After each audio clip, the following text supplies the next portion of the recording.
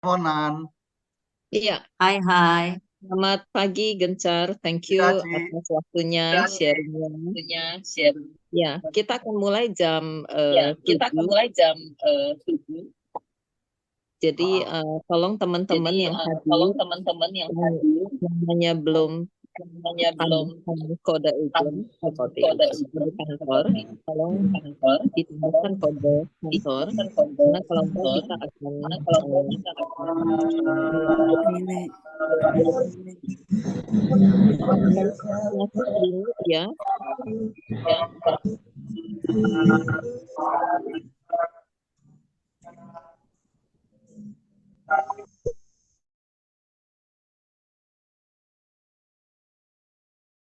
Iya. Gencar, kita tunggu sampai jam 7 ya. Tinggal 1 menit lagi nih. Brother Gencar, thank you ya.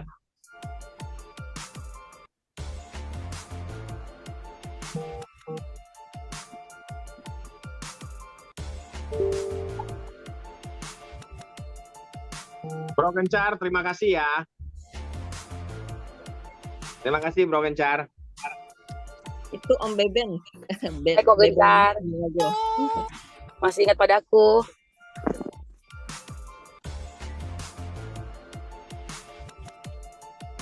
Ya, halo, sorry. Halo Pak Beben, habis Halo, rubah Gencar. background ya, habis rubah background. Udah lama nggak pakai Zoom, jadi rada lupa backgroundnya gimana nih. Aduh. Gue cari filenya juga ya sebentar. Brother Gencar, thank you ya. Udah hadir. 3 tahun loh kita tunggu nih. Aduh. Panjang nih, udah 3 tahun nih katanya. 3 tahun. 2 tahun lu. Belum COVID 2 ya. tahun lu, Pak, bukan 3 tahun, 2 tahun. Kalau tahun lalu memang lagi off saya. Iya, Tapi tahun ini oke. Ada Pak Windu juga ya, Pak. Pagi Pak Windu. Pagi Pak Sultan Mudo. Pak Windu. Pagi semua. Pagi Pak Beben, Bu Mary, pagi. Bro Gencar, izin belajar. Waduh, kenapa banyak yang hadir ini? Ini udah orang hebat semua ini. Ini ada Pak. Oke teman-teman, jam 7 malam ya, jam 19 dari ruangan Legend. Luar biasa. Ini masuk tahun ketiga Legend. Teman-teman se-Indonesia, luar biasa. Pada pagi hari ini kita bangun positif ya. Kita pakai sistem prudensial yang luar biasa. Oke, kita panggilkan Ibu Mary Chen. Terima kasih. Iya. Oke, semangat pagi teman-teman semua. Pagi.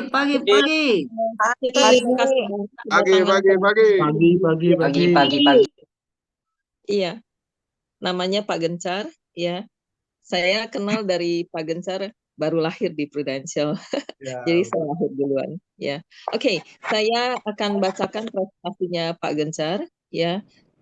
Luar biasa, sekarang posisinya sebagai Senior Agency Director, Senior Executive Agency Director, punya 17 Agency Director Direct, dan punya 80 Agency Direct Group. Sebagai KPM Owner GPS United, yang posisinya di tahun ini dan tahun lalu, ranking 1 agensinya. Kemudian, top senior agency director di tahun 2018 dan 2019. Kemudian mencapai mid-year leader conference selama 7 kali, dan Star Club 1 kali, Double Star Club 12 kali, Presiden Kabinet Club 2 kali, Presiden Club 2 kali. Jadi nggak lama-lama lagi kita kita akan efisiensi waktu kita, so kita panggilkan Pak Gencar. Sebelum Pak Gencar hadir, kita kasih semangat. Yuk, teman-teman. Yuk Gencar. Oke, selamat pagi semuanya. Pagi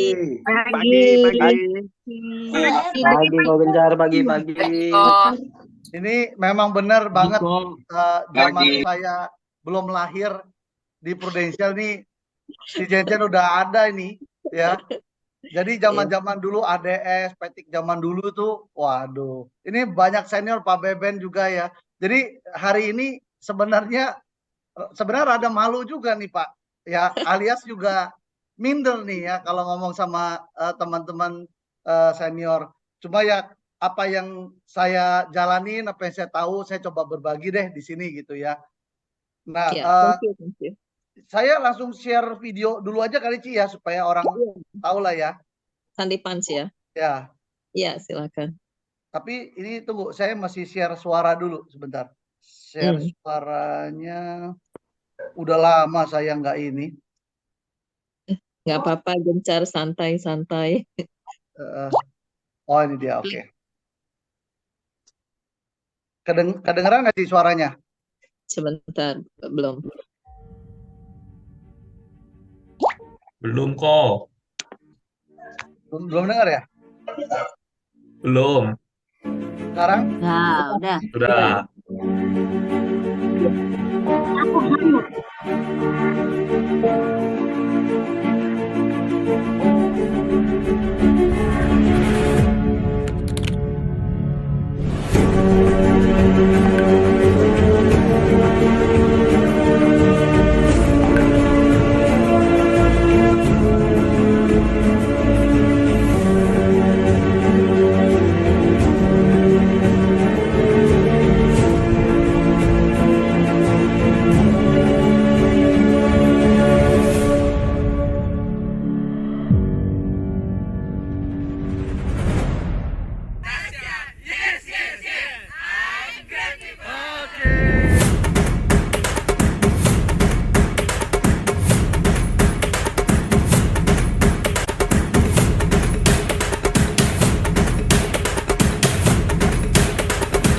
Kalau tidak terjadi sesuatu,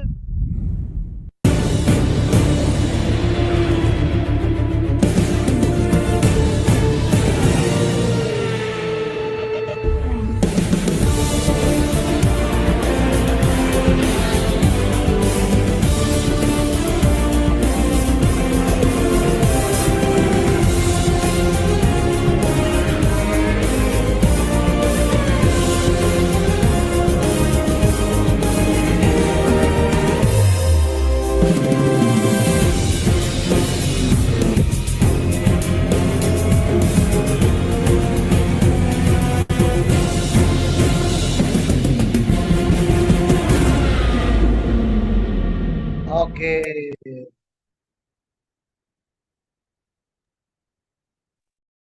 Yuk Gencar, silakan. Luar biasa. Setidaknya video tadi sedikit mempercepat lah ya perkenalan siapa saya gitu ya. Nah, yang saya masih bingung sebenarnya ya, Cian ini Sunday Punch itu artinya apa ya? Dari zaman dulu taunya Sunday Punch, padahal kan kayaknya video profile ini ya.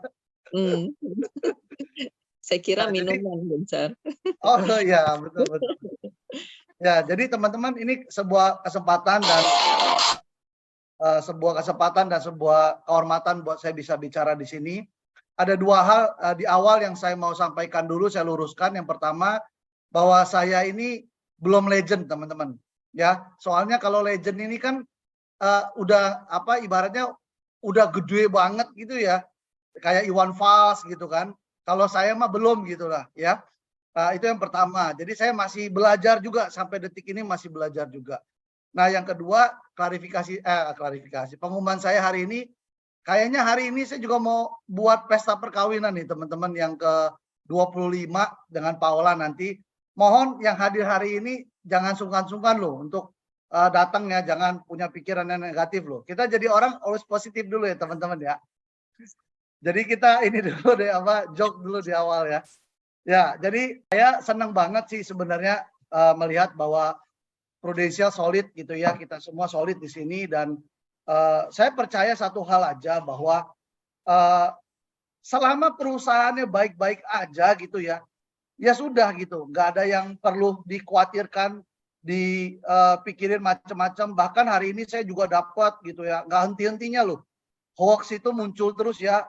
Saya baca story dari tim saya, dibilang nasabah nanya Prudential bangkrut ya, nambah bangkrut, repricing naik nih, ini tanda-tanda mau bangkrut. Saya bilang sampai saat ini kita baik-baik saja kok ya, tetap ada aja hoax-hoax yang begitu.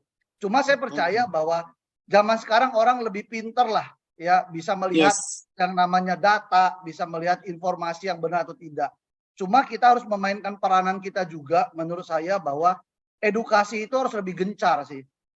Kita ini punya Salesforce itu, kalau kita pakai data yang aktif dan nggak aktif lah, 100.000 gitu ya. 100.000 orang kalau kita bisa bermain informasi positif, edukasi yang positif ke masyarakat lewat sosial media, semua kompak, itu cepat banget kita viral loh. Kita bisa bilang bahwa nanti nggak ada masalah dengan kita baik-baik saja, kita tetap melayani dan menservis nasabah kita. Cuma sayangnya, ya mungkin belum serentak 100.000 orang. Nah, The Legend ini menurut saya satu komunitas ya, satu perkumpulan yang positif untuk bisa solid nih menyampaikan message itu. Nah, mungkin perlu ke depannya kita lebih solid lagi, ada satu konten yang bisa kita share berbarengan semua gitu. Jadi satu hari sama semua gitu kan, kesambung semua sama agent gitu, wah hebat ini, kita bisa jadi viral gitu kan.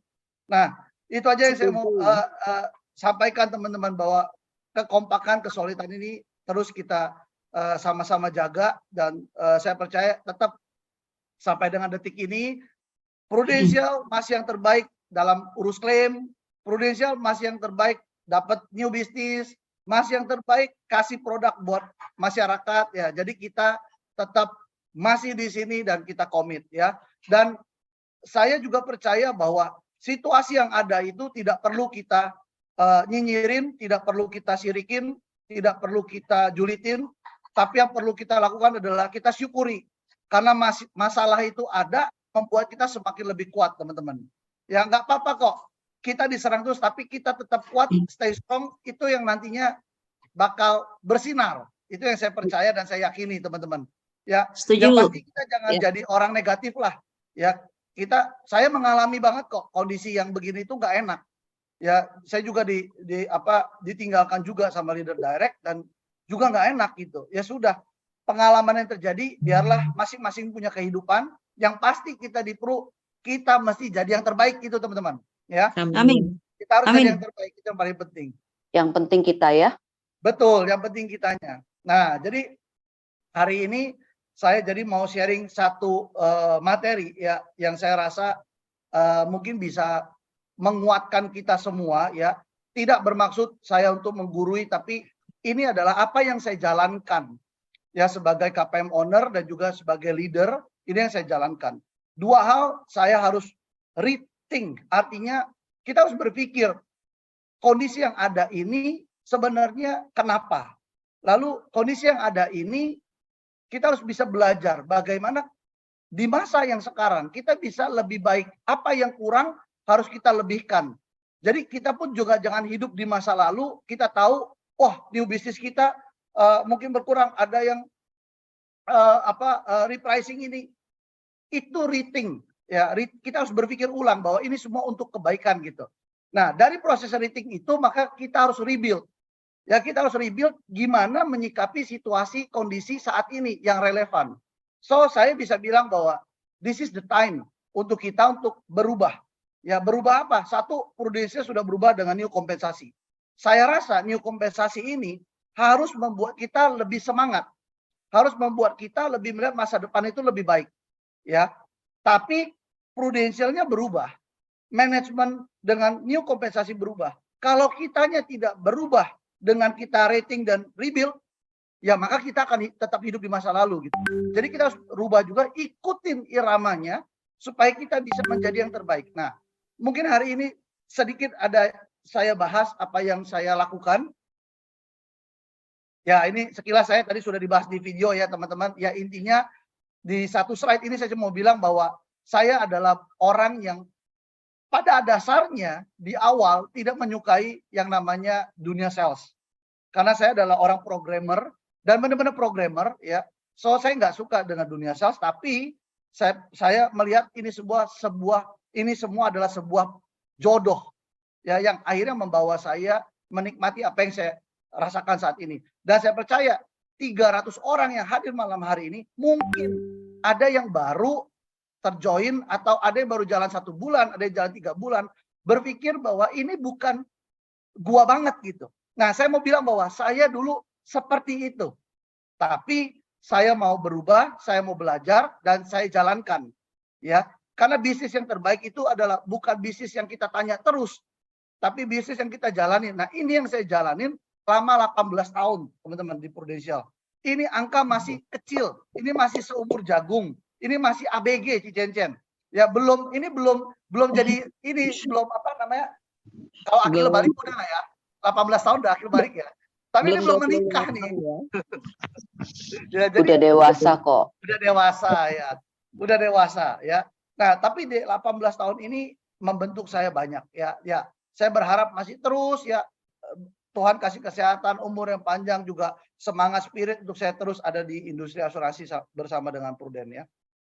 Nah, 18 tahun ini saya berusaha membangun apa yang ditanamkan bahwa di bisnis ini kita adalah mencetak leader. Nah, jadi saya membangun leader-leader. Kunci dari leader itu adalah posisi menjadi seorang AD. Nah, itu yang menjadi goal sebenarnya setiap agent yang lahir. Mereka mau lihat apa sih yang paling tertingginya gitu. Nah, kalau di kantor apa sih yang tertingginya? Oh, direktur gitu. Nah, itu yang setiap orang lihat di awal pada saat join. Oh, gue mau jadi AD leader.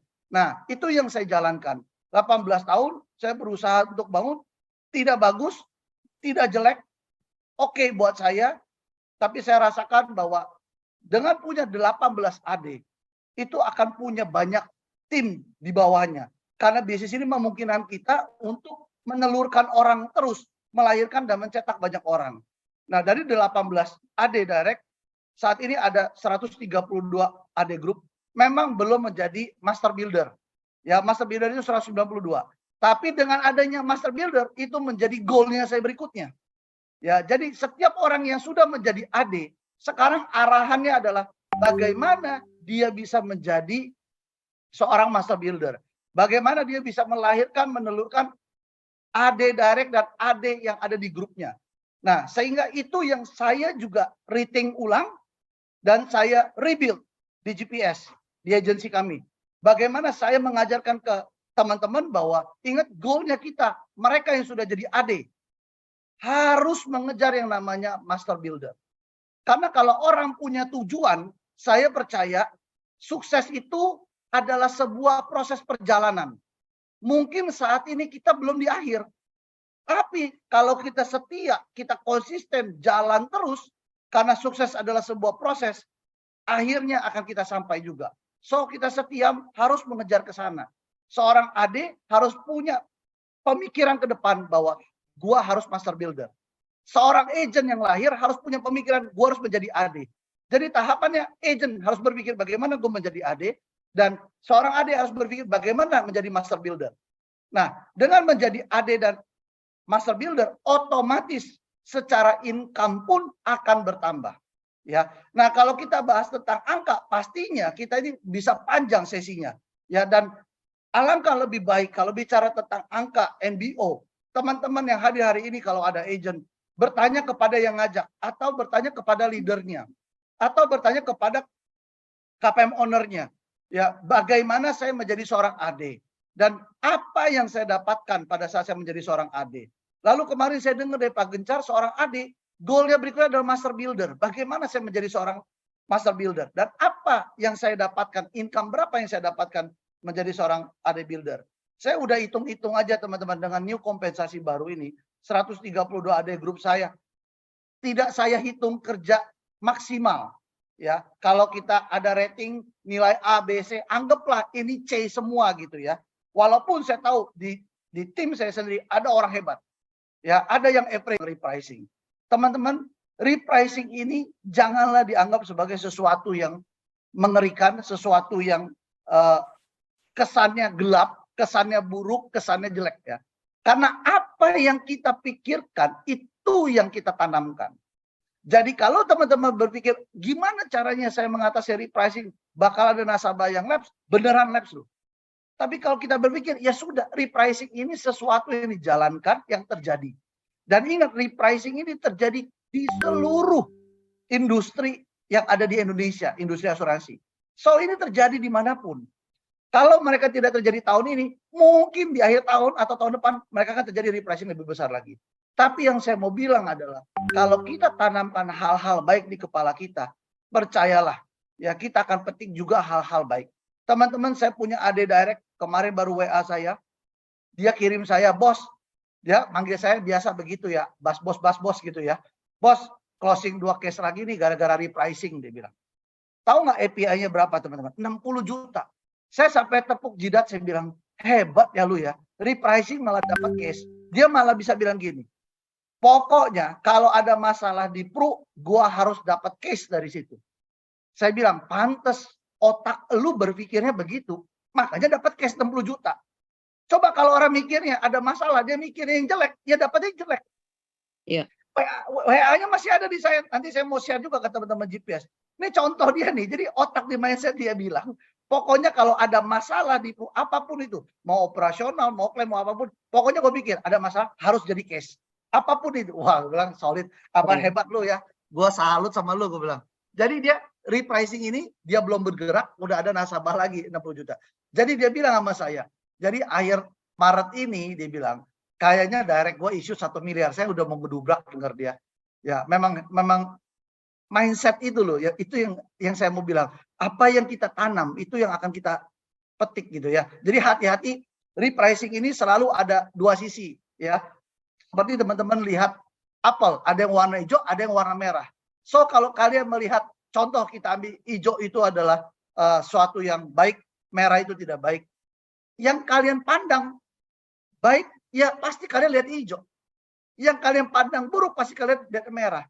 Nah, saya hanya minta lihatnya yang hijau aja teman-teman. Ya, mungkin saat ini memang belum terlihat hasilnya, tapi percaya loh, ini mindset. Apa yang kalian tanamkan itu yang kalian petik. So kalau kalian lihat hijau terus, yang munculnya apel warna hijau, betul nggak? Coba kalian pikirin merah terus, yang muncul apel warna merah. Ini saya pernah lakukan loh, dulu ya. Waktu saya sama Paula ya, teman-teman dapat salam dari Paula. Mohon maaf, Paula nggak bisa hadir karena dia baru baik sembuh teman-teman.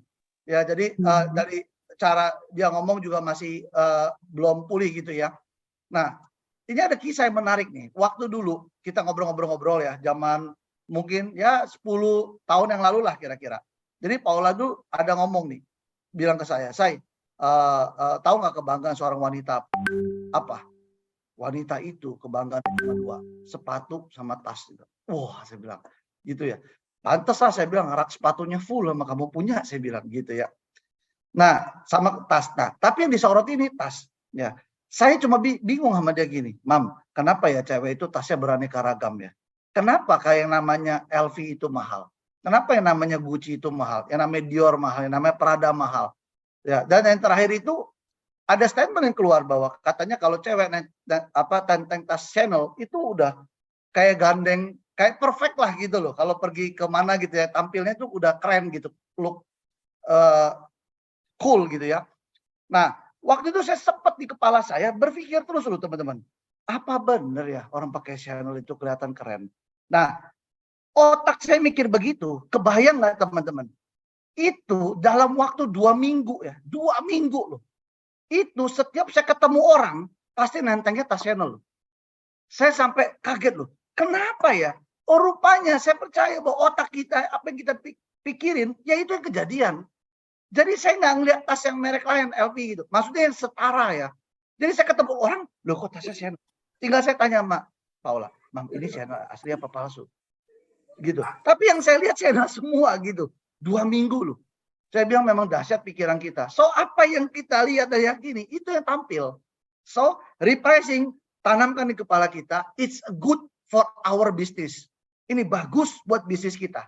Ya saat kita taruh frekuensi itu terus, semoga teman-teman ya itu menjadi sebuah kebaikan dan manfaat buat kita teman-teman. Ya. Nah ini juga menarik nih ya. Kalau kita bahas repricing, sebenarnya bukan hanya terjadi di industri asuransi. Di industri-industri manapun juga terjadi yang tanda kutip namanya masalah repricing. Kayak saya ambil contoh aja. Ini berita terbaru teman-teman. Kita semua tahu Hard Rock Cafe. Ya, ini dikabarkan mau tutup 31 Mei. Ya, 31 Maret. Apapun alasannya saya nggak tahu. Tapi yang saya mau bilang gini, pasti ada masalah kan. Nah, ini yang terjadi di Hard Rock Cafe. Apa dia memang tidak boleh beroperasi lagi? Apa karena biaya sewanya mahal? Tapi yang kita tahu bahwa dia akan ditutup, dikabarkan. Ya. Tapi di satu sisi, saya cuma mau bilang bahwa tidak semua seperti yang Hard Rock Cafe bakal tutup. Buktinya, ya, ada namanya Black Owl yang mirip-mirip kayak dia. Kalau teman-teman yang di Jakarta pasti tahu Hard Rock Cafe dan Black Owl. Dia malah besok malah mau ini ada konser Ronald Keating. Kita nggak usah nonton Ronald Keating, teman-teman. Ya, kita nontonnya di Award Night aja. Ya, Award Night ada Ronald Keating. Ya, sayang yang datangnya Ronald Keating ya. Jadi tampilnya di Pro. Coba yang datangnya siapa? Nanti tampilnya di Pro ya. Pro itu memang pintar memanfaatkan momentum, teman-teman. Ya. Nah, yang saya mau bilang apa? Tidak semua seperti yang Hard Rock Cafe itu bisa tutup. Black Owl makin maju. Ya, jadi kita mau bilang bahwa memang ada peluang, ada ancaman, tapi tetap ada peluang. Repricing itu jadi ancaman. Iya, kita percaya itu sebuah ancaman. Ya, tapi ada peluang di situ. Tinggal kita mau melihat yang mana. Mau yang hijau, apa yang merah. Ya, kalau kita lihat yang peluang itu bagus, maka itu yang terjadi. Begitu pula dengan ancaman. So, mindset is everything. Ya, mindset itu segalanya, teman-teman. Kalau kita mau sukses di bisnis ini, apalagi bisnis ini tidak ada bosnya. Nggak ada bosnya loh. Nggak bisa nih kayak Pak Beben. Bisa tiba-tiba, kamu nggak masuk kantor lagi ya, nggak training ya. Kamu saya terminate. Nggak bisa begitu. Nggak bisa jadi bosnya kan Pak Beben. Gitu, paling Pak Beben marah doang. Udah, tapi mau bagaimana gitu kan. So, yang paling terpenting adalah karena tidak ada bos, maka mindset kita yang harus benar. Itulah bos kita. Pikiran kita itulah yang akan membuat kita maju di Pro atau tidak gitu. Nah, mindset yang harus kita tanamkan di sini adalah karena tidak ada bos, Pro ini adalah bisnis sendiri. Pro ini adalah usaha saya sendiri. Pro ini adalah kerjaan yang saya jalankan sendiri. Jadi kalau saya nggak kerja, ya bisnis saya nggak maju gitu. Kalau saya males, kalau saya negatif, bisnis saya jadi jelek, jadi negatif. So, Pro itu adalah bisnis saya. Saya bukan bekerja di Pro, saya bukan bekerja buat leader saya bekerja buat diri saya, buat bisnis saya. Nah, ini intisari yang saya mau sampaikan. Oh, ini ada satu slide tambahan. Ini bicara tentang market ya. Kalau bicara tentang bisnis, pasti yang kita masih sepakat adalah apakah bisnis itu masih oke nggak kita jalankan? Kita tahu bisnis, contoh, kita ambil contoh. Bisnis handphone sekarang ini sudah mulai berubah. Dulu zaman BlackBerry berubah menjadi zaman Samsungan, iPhone. Sekarang Samsung pun sudah mulai berubah. Betul ya? Samsung sekarang modelnya udah model lipat semua. Bahkan kalau teman-teman tahu yang seri terbaru, lipatnya itu adalah model tablet loh. Udah segede tablet yang bisa dilipatnya bukan 2, udah 3. Udah dibuka 3, masih bisa ada selorokannya teman-teman. Itu akan keluar bentar lagi. Sudah ada prototipenya, sudah dipakai, bentar lagi mau keluar. Saya mau bilang apa? Bahwa bisnis itu harus dilihat. Apakah bisnis itu masih bisa dijalankan atau tidak? Kalau kita jualan handphone BlackBerry saat ini, maka mati kita. Zaman sudah berubah. Tapi yang namanya industri asuransi, dari zaman saya 2005, wah Cicen udah tahun berapa nih? 2001, 2002 mungkin ya? 2001. Nah, 2001 tuh udah 4 tahun, 5 tahun sebelum before saya. Sampai dengan detik ini, teman-teman bisa lihat market kita itu masih luas banget. Teman-teman lihat Indonesia, ya, itu barnya warnanya hitam. Itu artinya populasi, jumlah penduduk. Bar yang abu-abu, yang grey, itu adalah orang yang punya asuransi. Jadi perbandingan antara bar yang hitam sama bar yang abu-abu, itu seperberapanya teman-teman. Bisa seperberapa itu? Ya lebih dari 1/20. Kecil sekali. Berarti apa? Peluangnya masih besar sekali. Teman-teman bisa lihat bagaimana negara-negara maju. Contoh kita ambil Jepang. Kalau Jepang kita jalan bisnis asuransi, pasti bisnisnya sudah dewasa, sudah mature. Kenapa? Teman-teman lihat bar hitamnya, populasinya sama yang punya polis lebih banyak yang punya polisnya. Berarti apa? Setiap satu orang di Jepang sudah punya beberapa polis, sedangkan di Indonesia masih ada yang belum punya polis. Berarti bisnis ini secara produk industri ini masih seksi, masih bisa kita jalankan, belum ketinggalan zaman nih, gitu. Cuma mungkin gayanya yang mesti kita rubah, gayanya yang mesti kita rebuild. Makanya kita mesti rating. Ya kita bisa rating ulang supaya kita bisa rebuild. Mungkin gaya yang dulu zamannya Cicenzen nggak tahu zamannya seperti apa. Tapi zaman saya itu zaman Mr. X kan.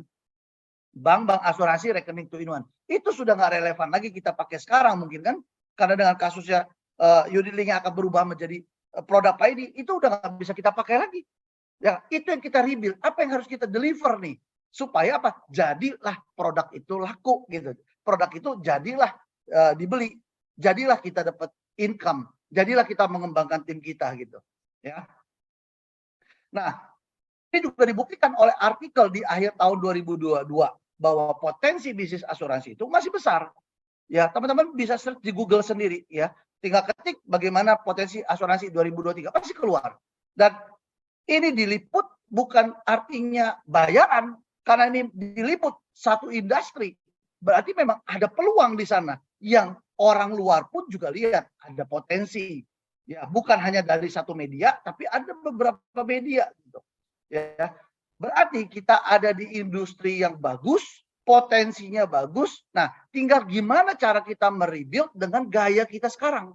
Bagaimana kita bermain dengan goyangan sekarang nih. New kompensasi yang baru, ya produk yang baru, repricing yang muncul, produk ID yang muncul. Kan itu yang harus kita selaraskan. Kalau itu kita tidak selaraskan, maka kita akan ketinggalan. So, kita perlu yang namanya rating kan.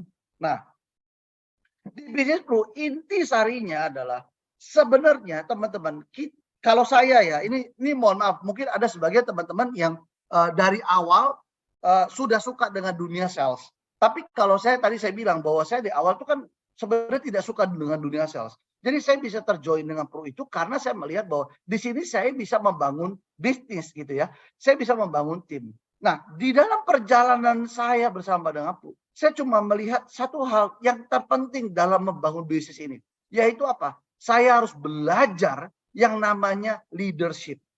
Karena ini adalah intinya dari bisnis ini. Dan rupanya bicara tentang leadership itu adalah bicara mengenai orang. Bicara tentang human. Bicara tentang pribadi gitu, people. Dan akhirnya saya menyadari bahwa saat kita berhasil jadi agent, kemungkinan besar kita berhasil jadi leader itu jauh lebih besar. Kenapa? Karena saat kita jadi agent, kita itu juga sedang menjadi leader. Leader terhadap siapa nih? Karena kita membaca orang lain kan. Dari body language yang kita baca. Karena kita harus menawarkan polis ke orang kan. Kita harus meyakinkan dia. Kita harus mengenal dia. Makanya muncul yang namanya fact finding. Lalu muncul yang namanya handling objection. Nah, dari situ saya mengenal bahwa oke, Prudential is a business people. Bisnis orang. Jadi mau tidak mau, suka tidak suka, saya harus menguasai ilmu yang namanya leadership.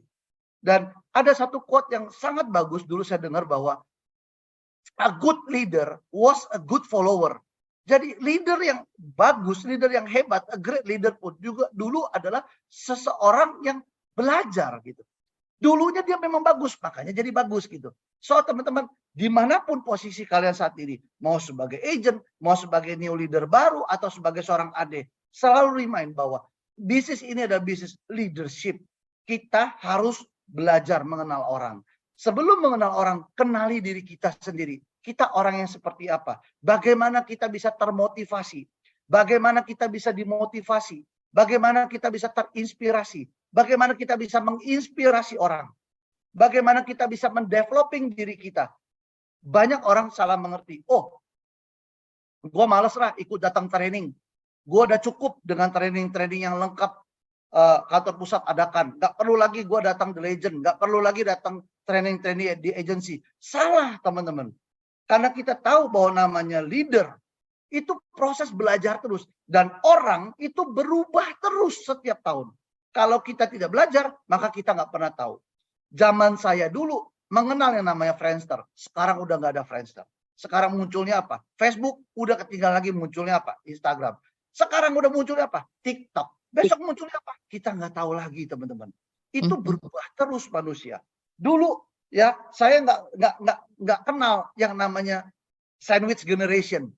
Sandwich generation itu kan muncul di tahun 2010-an itu istilah sandwich generation muncul kan. Rupanya itu ada generasi di mana generasi itu terhimpit. Ya kan dia ada di tengah-tengah, makanya kayak sandwich. Ya. Teman-teman sekarang istilah sandwich generation udah gak laku. Sekarang di anak-anak sekarang namanya bukan sandwich generation, tau gak apa? Strawberry generation. Teman-teman gak percaya, yuk bisa searching sendiri di Google. Yang membahas tentang strawberry generation itu adalah Pak Renat Kasali. Dia bilang sekarang sandwich generation itu kan saya nih. Nah, sekarang saya itu tidak jadi sandwich generation, jadinya udah strawberry generation yang akhirnya menelurkan strawberry generation itu jadi strawberry generasi yang lemah, teman-teman. Sehingga akhirnya yang menelurkan orang-orang yang lemah gitu. Ya coba nanti teman-teman bisa tonton sendiri. Saya rasa saya nggak bahas di acara ini, bisa panjang lagi kalau kita bahas di nggak selesai ya. Nah, cuma saya mau bilang apa? Bisnis ini leader, ya leadership, ya bukan menjadi leader OR, bukan ya. Anda agent pun itu menjadi leader, leader terhadap diri Anda dan great leader was a good follower. You mesti jadi agent sukses supaya bisa jadi leader sukses. So sekarang harus berpikir saya ini leader. Jadi mindset kita juga udah kita rubah. Di posisi Anda sebagai agent, Anda harus bilang bahwa saya adalah leader. Saya pimpin diri saya untuk bisa mengatasi nasabah. Saya pimpin diri saya untuk bisa rajin prospek gitu. Sehingga saya jadi leader, kita tahu, kita mengenal bisnis manusia. Nah, ada apa ya, kalau saya bilang mungkin prinsip ya dalam hal leadership yang menurut saya, ini pengalaman saya dan saya sadur ya dari teori lah gitu ya. Jadi saya ringkas ini menjadi sebuah teori dari pengalaman saya. Ya, bicara leadership itu tidak bisa dipungkiri bahwa satu bicara tentang visi dan strategi. Visi itu juga terjadi di zaman kita agent, betul nggak sih? Saat kita agent jalanin pertama kali, pasti kita dikasih tahu tentang yang namanya goal kan. Kita pasti dikasih tahu arahnya mau ke mana kan. Kayak tadi saya bilang tuh, seorang agent harus berpikir jadi AD. Itu kan visi yang ditanamkan. Kalau seorang AD berpikir untuk menjadi apa? Master builder. Itu kan yang kita pikir. That's a visi. Sesuatu yang belum terjadi, tapi ada di bayangan kita. Apakah harus terjadi atau tidak? No matter what. Visi is a visi. Ya. Tapi saat visi itu jelas sekali di kepala kita, maka itu menjadi kenyataan, teman-teman. Ada satu kalimat juga bagus. Everything happen twice. Once in your mind and then reality. So visi itu mesti clear ada di kepala kita supaya bisa jadi kenyataan, reality. Ya, jadi kalau bicara tentang leadership, bicara tentang visi, ya, visi itu penting. Dan kedua strategi. Nah, saya pribadi kalau teman-teman tanya, Gencar sekarang masih ada visi nggak? Dulu visi saya ya pasti jadi seorang leader, seorang AM dulu kan. Saat udah jadi AM lihat, wah, saya juga mau dong kayak Cicen, saya juga mau kayak Pak Beben dong. Saya ngeliat Pak Beben itu happy loh orangnya, teman-teman. Dia bisa naik jeep, bisa kemah, itu visi saya kan. Camping kemarin. Thank you. Pak Beben bisa gitu kenapa? Ya ada duitnya. Kalau nggak ada duitnya mana bisa dia camping mulu kan Pak Beben ya? Boncos ya. Duitnya sama pengeluarannya ya. Thank Itu you, Pak jadi Gencar. saya. Oh oke, saya juga mau yang kayak begitu. Itu kan visi. Harus clear. Nah, di posisi sekarang saya juga berpikir dong, apa visi saya? Oh, master builder. Nah, master builder itu dimulai dari mana? Master builder itu dimulai dari 6 AD direct. Kalau kita mau jadi master builder, kita harus punya 6 AD direct. Jadi kalau kalian saat ini sebagai posisi AD, punya visi menjadi master builder, harus di kepala tertanam 6 AD direct minimal. Nah, kalau saya dari tahun 2017, visi saya belum tercapai, teman-teman. Karena 2017 itu keluar satu agency update kan. Bagaimana menjadi seorang senior EAD. Yaitu dengan mencetak 10 AD direct baru yang dimulai dari 2017. Ya, dan sampai saat ini baru 4, teman-teman. Ya, so belum tercapai. Jadi masih ke sana arahnya. It's a visi. Sama halnya juga seorang agent. Belum tercapai AD-nya, tapi arahnya mesti ke sana, teman-teman. So arahnya gimana? Seorang agent, ya pastikan Anda menjadi seorang AD. Pastikan seorang AD yang berprestasi. Kejar yang namanya PPC udah nggak ada tahun ini. Ada startup, ya kejarlah yang namanya startup. Gitu ya. Nah itu, sehingga apa yang saya lakukan? Hari ini realitanya adalah visi saya ini. Saya harus cari orang untuk cetak ade baru saya. Nah, lahirlah ade baru saya yang after pandemi. Ini ade terjadi pas pandemi, teman-teman. Ya, jadi ade baru saya terjadi pas zaman pandemi. Saya punya satu adik baru lahir dan saya bisa bilang bahwa ini pun juga saya mengikuti style dan gaya yang berubah. Time to change, ya. Saya bilang kan, rating and rebuild. Kita harus pikirin, kita harus rebuild. Apa yang harus kita rubah goyangannya? Oke, di masa pandemi membuat saya juga semakin terbuka tentang sosial media. Saya semakin terbuka tentang bagaimana saya harus meregenerasi diri saya dengan mencari orang yang lebih muda dari saya. Dan saya bertemulah dengan satu orang yang namanya Thomas Edric. Ya, umurnya saat itu adalah fresh graduate. Ya, sama seperti saya dulu juga baru awal kerja itu. Kalau Edric belum kerja dia join masih mencari kerjaan. Dan waktu itu pandemi kan banyak sekali orang mau cari kerjaan. Ya, nah dari dia satu orang, ya, itu sudah melahirkan leader. Sekarang sudah ada 2 leader, ya, yang lahir dari seorang Edric. Dan saya membayangkan tahun depan mungkin sudah menjadi 7 leader. Tahun depan bisa jadi 10 leader, 12, 15, 20. Dan akhirnya itu menjadi pohon trinya saya lagi. Dan itu yang akan membantu saya meraih visi saya kembali apa? Master builder. Jadi goyangan yang kita ikutin.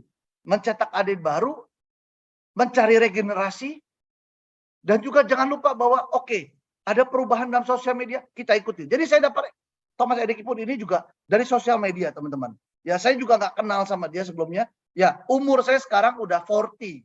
Ya, life begin at 40. Jadi saya dulu masih muda, Cicen.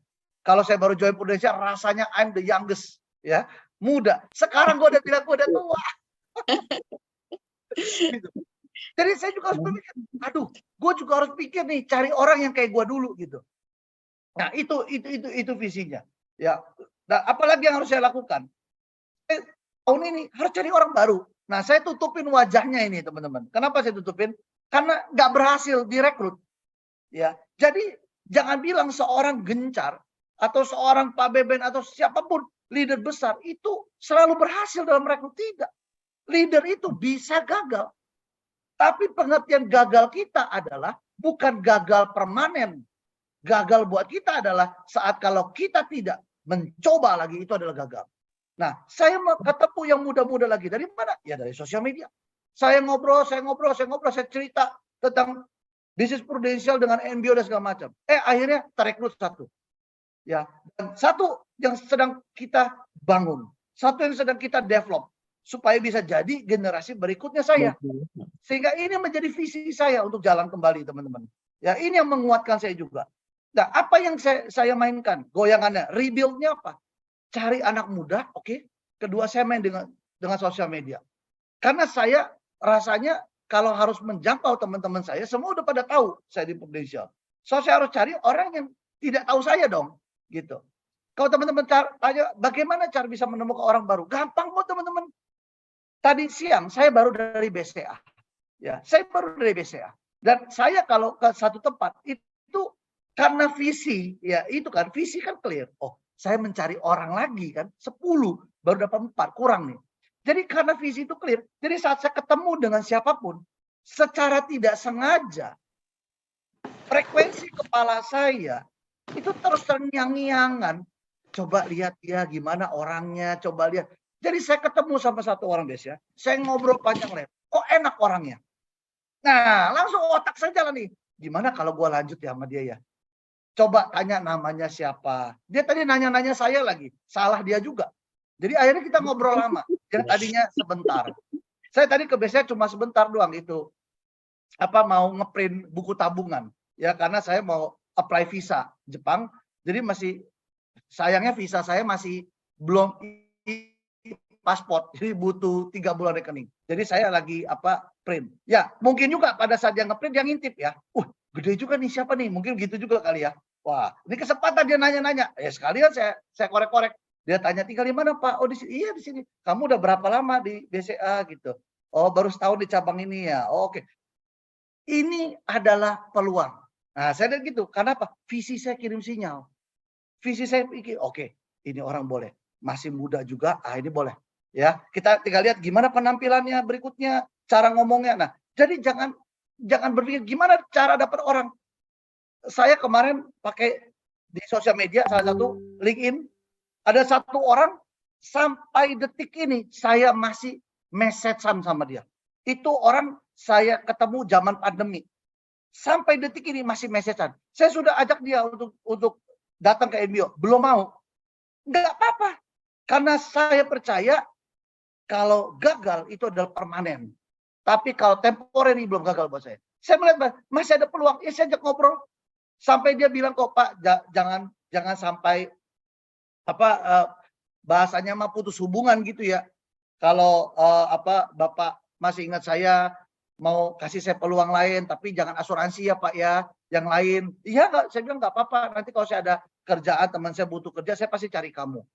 Tapi soon or later, visi saya kirim sinyal ke saya, cari 10 orang. Mungkin someday itu orang jadi lagi, sehingga saya punya 5 orang dari situ. Gitu loh teman-teman. Itu visinya. Ya visinya masih clear sebagai seorang leader. Nah strateginya apa? Bermain dengan sosial media. Ya, ngikutin goyangan yang ada. Ya, termasuk juga dengan mengarahkan mereka. Nah, ini roadmap. Ya, strategi yang saya juga berikan kepada siapa? Agent-agent yang ada di KPM saya. Ini juga saya berikan kepada agent direct saya. Agent itu harus punya visi. Visinya apa? Oke, menjadi seorang AD. Lalu bangun strategi buat dia untuk bisa jadi AD. Oke, gimana caranya? Dia harus jadi AD. Bagaimana cara jadi AD? Dia mesti gambarin pecah lagi lebih kecil. Oh, lu di Maret harus kejar 100 juta API. Kenapa? Oh, karena lu ada kontes ini. Kontes dari mana? Bisa dari agensi, bisa dari pusat. Oh, nanti lu di Mei harus kejar. Oh, ini ada apa? Pusat Pro AD, arahkan ke sana. Ya, kalau API-nya kurang, duduk bareng sama dia. Buka lagi list nama, bagaimana cara dia prospek, sesuaikan. Itu deliver ke dia. Ya, sehingga dalam perjalanannya, strategi itu bisa ngebantu dia. Desember, dia naik jadi AAD. Pada saat AD, baru kita ajarkan lagi strateginya untuk jadi seorang AD. Gitu. Ya. Nah, ini yang saya namakan strategi. Kita mesti ajarkan mereka juga step by step untuk bisa mencapai visinya dia.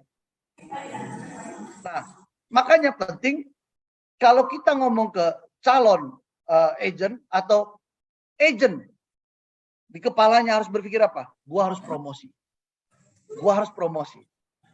Agent yang di kepalanya berpikir tentang gua harus promosi, maka dia akan mengeluarkan energi yang all out. Saat ketemu nasabah pun dia tidak akan berasa sungkan gitu ya. Dia postur dia sudah benar bahwa dia adalah seorang leader. Ya, gua harus promosi. Ya, dia akan rajin. Dia tahu bahwa untuk menjadi seorang leader nggak cukup dengan prospek sehari 1. Mungkin dia harus 2 gitu. Jadi pengertian yang harus kita tanamkan adalah strategi gimana dia bisa berpromosi dan juga dia berprestasi. Nah, prinsip di leadership. Kenapa kita sebagai seorang agent mesti berpromosi dan juga berprestasi? Karena itu akan menjadi contoh. Contoh apa? Saat kita menjadi leader, kita sudah membangun sebuah raport. Di mana raport itu adalah sebuah contoh yang akan bisa diikuti oleh bawah kita. Yang akan diikuti oleh agent-agent kita. Begitu pula kalau kita menjadi seorang leader. Gimana kita bisa membangun 6 direct kita untuk bisa master builder? Ya kalau kita sendiri bisa jadi contoh. Kalau kita bisa mencapai yang namanya startup. Tahun ini kita bisa ke Milan. Kalau teman-teman perhatiin Instagram saya secara tidak langsung sudah menyihir kepala saya teman-teman. Dengan apa? Saya pasti berangkat ke Milan. Dengan apa itu teman-teman? Dengan saya bilang bahwa gue mau ke San Siro. Gue adalah fansnya Milan. Gue Milanisti. Saya sampai searching loh tentang Venice teman-teman. Tahu nggak? Dan saya menemukan satu fakta. Venice itu sekarang sungainya lagi kering. Banyak banget orang yang gondola yang ngedayung itu nganggur. Semua perahunya lagi nganggur di kanal-kanal. Kenapa? Lagi kekeringan. Saya mencari data. Kapan Venice itu akan tenggelam? Karena kan ceritanya katanya Venice mau tenggelam. Kenapa? Karena saya menyihir otak saya untuk berpikir, oh tentang Milan, oh tentang Venice, itu adalah prestasi. Kenapa saya harus berprestasi? Karena saya harus menjadi contoh. Contoh buat siapa? Ya buat tim saya bawahnya. Nah, banyak leader atau banyak agent itu mungkin malu. Mau ngomong, gue mau Milan, malu gue simpen dalam hati aja. Teman-teman, kalau kalian simpan dalam hati, hasilnya juga di dalam hati, teman-teman. Kalau kita mau dapat hasilnya dengan nyata, juga harus sampaikan itu dengan nyata. Dengan apa? Mungkin nggak perlu pakai toa teriak-teriak, gue mau ke Milan tahun depan. Bukan. Tapi dengan kalian berani menuliskan itu di tembok, di buku, di diary, ngomong ke orang yang terdekat, orang yang tersayang kalian, atau kalian bisa bicara di sosial media kalian. Kalian belum dapat, kita sama. Kita adalah lembaran kertas yang kosong tahun ini. Semua start dalam kondisi yang sama. Jadi jangan pernah malu. Tahun lalu gue mencapai New York, maka tahun ini gue rasanya malu juga sebut Milan. Jangan, karena semua orang dalam posisi yang sama. Dan ingat, mindset is everything. What you think, what you get. Kalau kalian pikirin Venice, kalau kalian pikirin Milan, betapa indahnya Milan. Kemarin saya baru tahu siapa yang lagi ada di Milan. Kenapa? Karena otak saya berpikir Milan. Teman-teman tahu nggak sih? Instagram pun itu disetting loh sama sebuah algoritma AI untuk bisa membaca what you think. Hebat nggak loh? Gimana caranya? Bukan dia bisa nyihir otak kita, nyari gitu, bukan. Instagram itu ada sebuah algoritma. Dia mampu untuk mendengarkan suara voice yang muncul. Coba teman-teman tes. Tapi kalian masih ini ya, masih allow Instagram untuk pakai mikrofon kalian. Kalau nggak bisa. Coba kalian allow Instagram kalian, ya ponsel kalian itu, izinkan si Instagram akses mikrofon. Kalian sebut apapun yang kalian mau, ya. Tapi berulang kali. Itu nanti tiba-tiba di Instagram kalian, tiba-tiba di Explorer-nya itu muncul. Nggak percaya kan? Coba aja tes. Ini sudah terjadi berkali-kali. Waktu saya suka drakor, itu saya sebut muncul terus drakor. Dan itu dikonfirmasi sama teman saya rupanya, yang sudah main di sosial media juga. Memang benar, Instagram udah baca. Nah, kenapa saya bilang Instagram baca pikiran kalian? Karena pikiran kalian itu ngalir kemana? Ke mulut. Nah, mulut ini dibaca sama Instagram kan. Jadi waktu saya ngomong, kenapa saya bisa tahu ada artis, ada orang influencer yang lagi di Milan? Karena saya sering ngomong Milan kan. Milan. Kemarin saya baru ngomong juga sama salah satu tim saya. Saya bilang, awas lu ya, tahun depan lu nggak ke Milan. Nah, Instagram dengerin saya ngomong. Jadi muncul gitu. Saya juga kaget. Hebat, memang benar ini. Nah, dengan begitu apa? Semesta, ekosistem, itu mendukung kita kan. Kalian bayangin aja loh, buka HP munculnya Milan. Gue diingetin lagi gitu kan. Kan itu luar biasa teman-teman. Ya. Nanti dicoba ya Instagram ya. Wah, coba bikin gini. Pempek. Sebut pempek. Ntar muncul. Ada yang jualan pempek. Atau ada yang lagi makan pempek, dia posting. Percaya deh. Dikirimin pempek. Nah, kirimin pempek. Nah, tuh siapa yang mau kirimin Cilili tuh pempek tuh? Ayo. Ya. Nah, kita lanjut ke prinsip leadership ya. Udah menjadi contoh. Nah, kita harus belajar komunikasi. Nah, ini komunikasi. Bukan hanya, ya saya bilang, agent itu adalah leader. Jadi yang namanya komunikasi itu mesti dipelajari, teman-teman. Ya, dari Anda di posisi agent, bahkan Anda di posisi leader, wajib mempelajari yang namanya komunikasi. Tapi jujur, bicara komunikasi itu nggak cukup juga dengan satu sesi. Itu panjang ceritanya, teman-teman. Dan saya pun hanya ngerti make. Nggak ngerti membuat teorinya. Itu saya bukan orang yang jago mengkonsepkan komunikasi dalam bentuk teori. That's why saya di agensi saya itu, ini kita lagi ngadain training untuk leader. Ya, kita ngundang satu orang, si Parasit. Bukan Parasit, Mas Rasid. Ya, dia paling nggak suka dibilang Parasit ya. Karena kalau disebut cepat kan nggak bagus tuh Parasit gitu. Jadi kemarin dia baru ngomong, kau Gencar jangan pernah panggil saya Pak lagi ya. Siap, saya bilang. Saya panggil Mas ya. Jadi saya undang Mas Rasid untuk isi di 3 hari sesi leader. Di hari terakhir dia bicara tentang apa? Effective communication. Kenapa saya pakai beliau? Karena memang beliau itu mengerti gitu ya, secara teorinya mengerti dan mengajarkannya pun message-nya juga dapat gitu. Jadi kalau bicara komunikasi, teman-teman pelajari ini. Banyak buku, banyak speaker, yang penting jangan pelit berinvestasi ya. Komunikasi ini sangat penting untuk mencapai kesuksesan kita di Prudential. Berikutnya apa? Kemampuan analisis. Nah, banyak juga ya agent ataupun leader itu tidak menganalisa apa yang sudah kalian lakukan. Kalau bahasa dulu saya dalam dengar-dengar acara entry bom, sering banget speaker ya itu ngomong gini, dalam hidup itu mesti sit and relax, mesti ada waktunya kita diam. Kalau sekarang anak sekarang bahasanya itu healing dulu gitu ya. Sebenarnya itu healing itu bukan pengertian mau kabur dari kenyataan, bukan. Tapi itu adalah sebenarnya adalah bisa menganalisa apa yang sudah terjadi untuk lu jadikan pelajaran ke depannya. Sebenarnya gitu loh. Jadi kita sebagai seorang agent atau leader harus mampu analisa diri kita. Apa yang kurang yang kita lakukan? Apa yang salah yang kita lakukan? Karena kemampuan analisa ini akan membantu kita untuk apa ya? Mengikuti tren gitu. Selalu ikut follow tren. Contoh sederhana.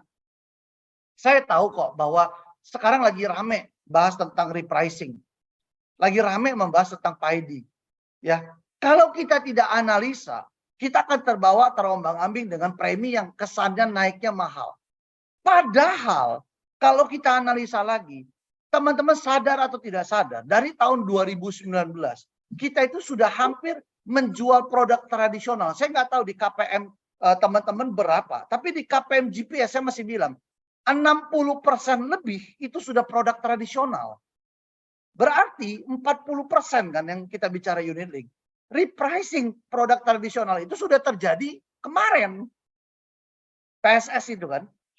Nah, sekarang ini kan yang berubah adalah PPH kan. Jadi sebenarnya ini imbasnya 40%. Nah, kemampuan analisa ini yang saya maksud bahwa kalau kita tidak ada waktunya sit and relax, kita selalu berpikir terombang-ambing, aduh gimana nih. Yang ada kita tidak kerja. Yang ada adalah kita hidup dengan kekhawatiran, cukup nggak, keburu nggak waktunya 2 bulan untuk kejar segala macam. Akhirnya apa? Kita nggak maksimal. Jadi perlu kita untuk menganalisa, ya apa yang harus kita lakukan di kemudian hari dari apa yang kita pelajari. Terus ini yang terjadi juga teman-teman. Analisa siapa? Diri sendiri. Saya teman-teman leader di KPM saya bilang gini, gimana caranya kita bisa rekrut? Kalau kita bisa rekrut, sederhana saya bilang. Pikirkan bagaimana kamu bisa terekrut. Karena saat kamu tahu bagaimana kamu bisa terekrut dan kamu mau jalani prudensial, itu yang sebenarnya bisa kamu pakai untuk merekrut. Karena itu hasil analisa itu akan menentukan kepada siapa kamu akan rekrut. Kamu akan menentukan range umur berapa yang kamu akan rekrut. Jadi teman-teman, who dalam hal merekrut atau who dalam hal selling itu adalah sebuah analisa yang kita bisa pikirin. Kan kadang kita juga pikir, gue masih prospek siapa lagi gitu kan. Coba deh pikirkan. Kasih waktu untuk berpikir. Benar gak kita nggak bisa cari orang untuk cari market baru, cari market lagi. Sebenarnya kan bisa. Tinggal kita pikir bagaimana kita bisa jual polis tahun lalu, kita bisa 100 juta api misalkan. Gimana tahun ini bisa 100 juta api? Coba pikirin 100 juta api tahun lalu. Apa yang kalian lakukan? Bisa nggak itu dilakukan di tahun ini? Kan gitu. Jadi kemampuan analisa ini perlu kita pelajari untuk sukses di bisnis pro gitu. Makanya perlu namanya healing kalau bahasa sekarang. Ya kalau bahasa dulu mah kita sit and relax dulu gitu. Ya, berikutnya apa? Kreativitas. Nah, kalau bicara kreativitas, teman-teman ini semua sebenarnya bisa dipelajari. Pelajari kreativitas itu paling gampang dari mana? Dari KPM. KPM itu pasti akan berpikir dong, gua mau adakan acara apa. Nah itu adalah sebuah kreativitas.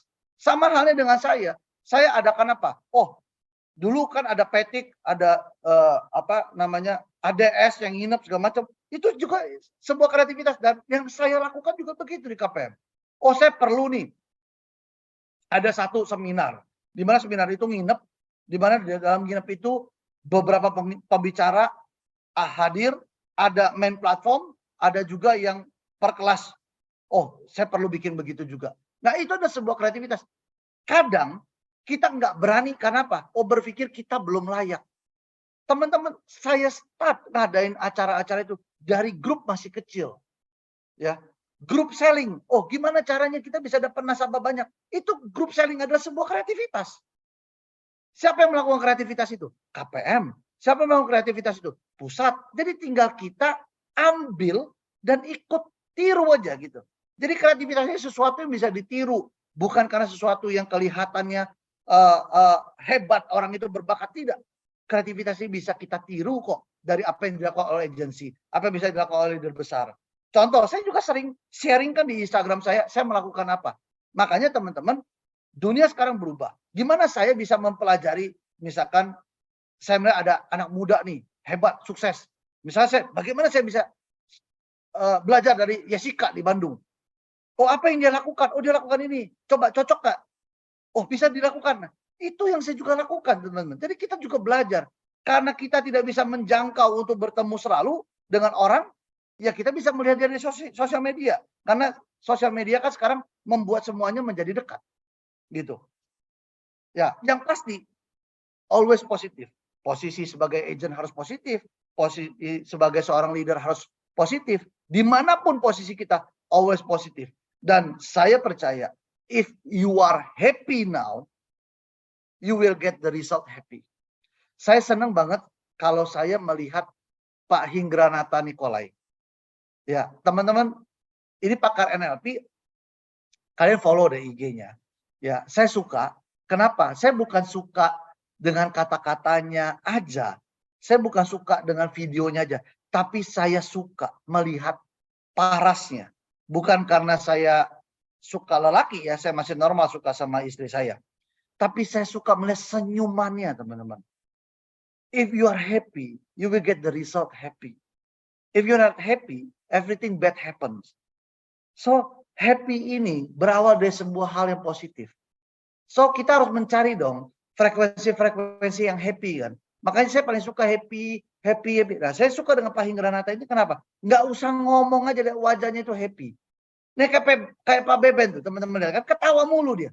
Mau lagi ada masalah apa, menurut saya juga ketawa, tersenyum aja dia. Nah, cari yang begitu gitu loh. Jangan cari yang ada masalah nih. Ya, kemarin kan heboh. Gosip-gosip gitu ya kan. Wah, heboh kayaknya kan semua pada julid lah, pada kritis, pada apa. Kalau kita hidup di dalam itu mulu, ya kita akhirnya jadi nggak maju-maju kan. Tapi kalau kita hidupnya dekat-dekat sama orang yang sering senyum, kayaknya kalau ada masalah happy aja, bahagia. Kayak Cincin kan bagus tuh, kasih satu kalimat penguatan itu. Lu mau berapa lama juga di perusahaan, kalau lu nya nggak bagus ya salahnya salah lu lah, bukan salah perusahaan. Itu yang begitu-begitu loh, always positif.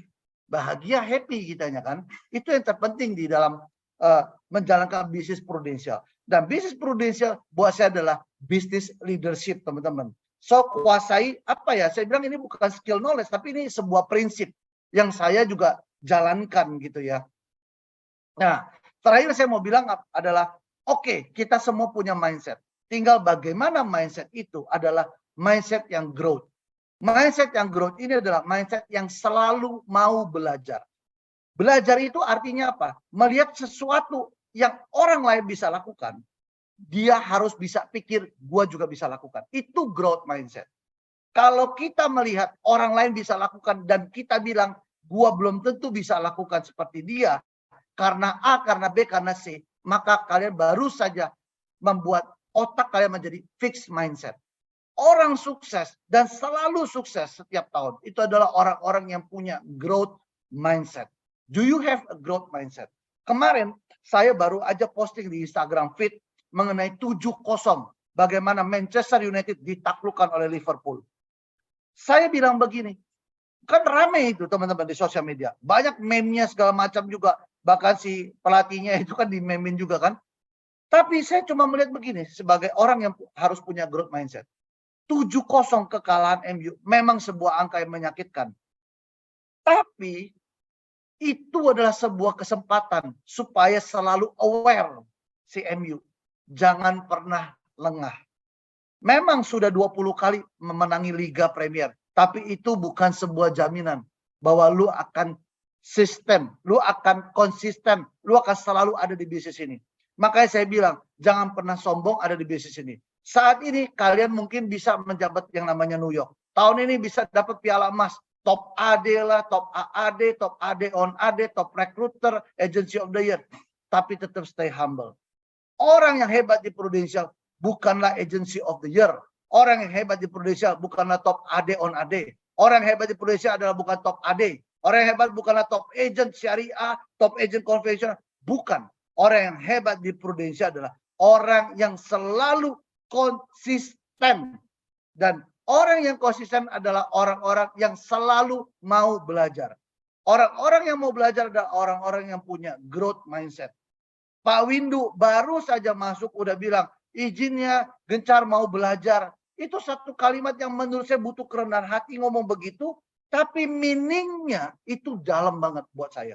Kenapa? Karena orang-orang yang begitu punya growth mindset. Orang punya growth mindset itu bisa bertumbuh, teman-teman.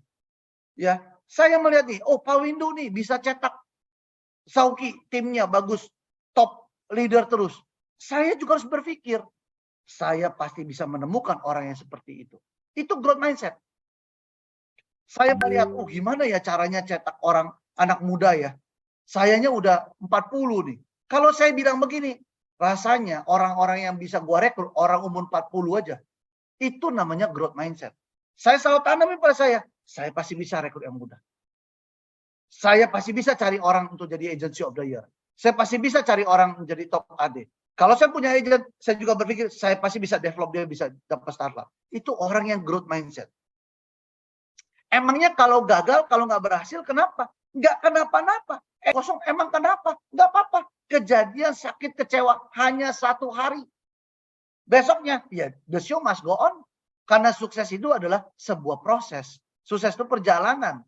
Jadi teman-teman saya mau bilang, do you have a growth mindset? Karena orang yang punya growth mindset, saya yakin orang yang siap bertumbuh, orang yang siap untuk sukses.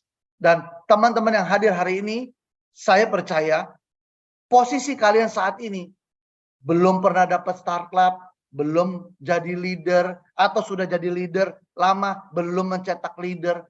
Apapun kondisi kalian, mau kondisi lagi di bawah, di tengah, atau di paling atas. Ingat, do you have growth mindset? Karena orang yang growth mindset haus dan selalu mau belajar.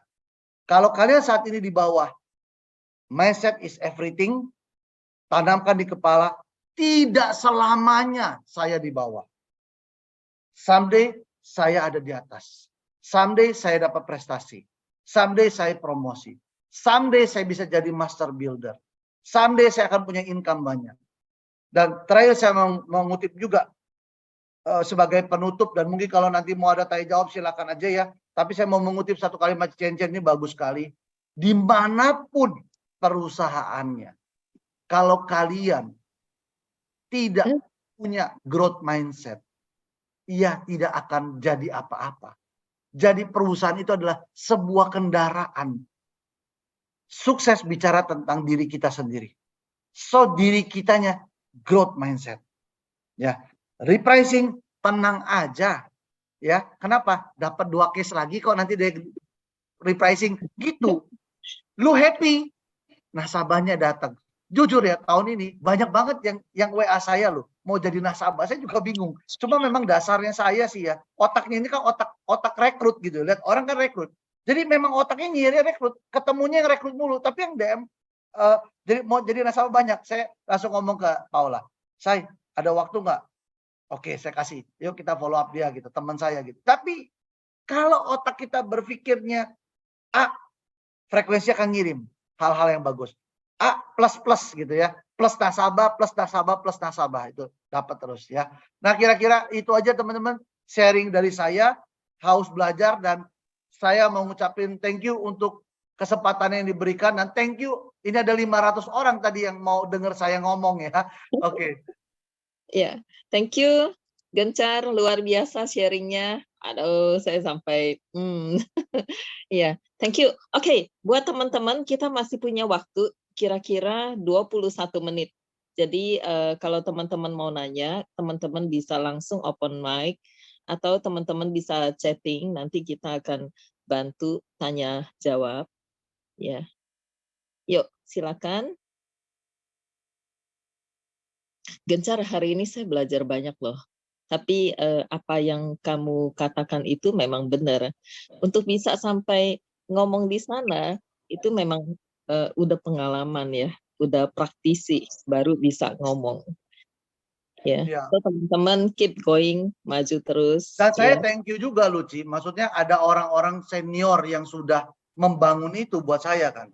Coba kalau nggak ada Peti, nggak ada Ades, nggak ada dulu kan kita sudah bangun satu culture yang positif ya, bagaimana seorang pembicara AWS BOM itu hanya dibayar dengan sebuah buku, Luci, betul nggak Ci?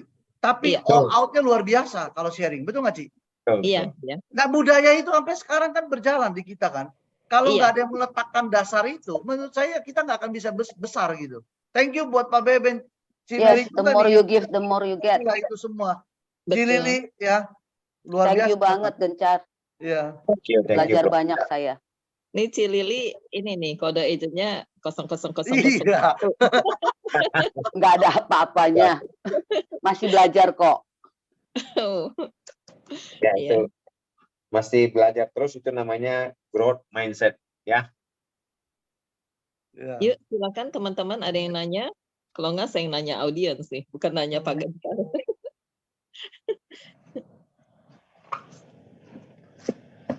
Ini pada say thank you nih Gencar. Ya, sama-sama. Hari ini agent saya juga banyak banget yang datang, tapi agent saya masih baru-baru. Ya ada sih yang senior. Kalau teman-teman yang baru, pokoknya ingat bahwa jangan lihat saya sekarang. Ya, saya cerita begini itu karena saya itu juga di posisi teman-teman yang baru di zamannya dulu. Mungkin si Mary, Pak Beben ini adalah orang yang seperti sayanya gitu. Jadi saya juga orang yang tidak pernah berpikir bahwa bisa besar. Tapi saya bilang, saya punya growth mindset kan. Saya tahu bahwa ini bisa dijalankan gitu. Nah, kalau dulu tahapannya sederhana ya, Ci ya. Kita cari orang yang kakinya 2 kalau dulu kan. Ceritanya gitu kalau NBO dulu ya, Ci, zaman dulu ya. Iya, betul. Kita rajin nih cari orang yang kakinya 2 tuh. Yang penting jangan bebek gitu kan. Nah, kalau sekarang kan kita nggak bisa ngomong gitu, cari orang kakinya 2. Ya. Sekarang cari orang bisa di sosmed. Nah, kita ikutin gayanya kan. Sebenarnya gitu. Nah, teman-teman yang baru tinggal masalahnya bukan letak sekedar gaya, tapi kaliannya mau nggak gitu. Karena kesuksesan itu kan ada di kitanya dulu. Saya percaya kok, kalau tahun ini nggak berhasil pun, selama kita setia konsisten, ingat loh, setia dan konsisten itu nggak gampang loh.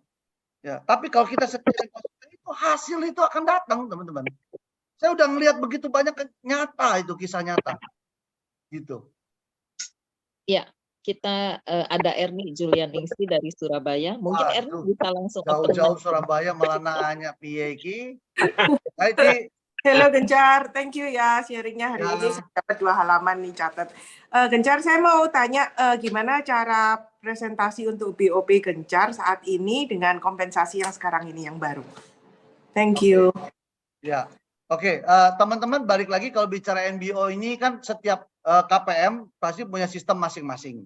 So harus tetap ditanya ya cocok atau tidak. Yang bagus diambil, yang nggak cocok ya dibuang, jangan disimpan, jangan dijadikan perbandingan. Nah kalau saya pribadi Ci, dari akhir tahun lalu, ya saya udah jalanin new kompensasi itu, bahwa saya bilang bisnis ini kuncinya sekarang sudah mengarah kemana? Pohon tri kan. Apalagi kita muncul benar-benar nih kejadian master builder. Berarti untuk capai master builder itu tidak mungkin kita kejar sendiri kan. Untuk capai 192 leader itu tidak mungkin kita sendiri. Tapi itu sangat mungkin dilakukan kalau kita memang punya 6 AD direct. Saya pernah hitung kok, dengan kita konsisten 3 AD direct aja, itu 192 itu tercapai. Kalau 3 turun terus. Nah, jadi saya udah bilang ke tim, langkah pertama adalah seorang AD, amankan punya 6 direct AD. Karena 6 AD direct aja itu kan belum tentu memenuhi syarat 600 kan sebenarnya.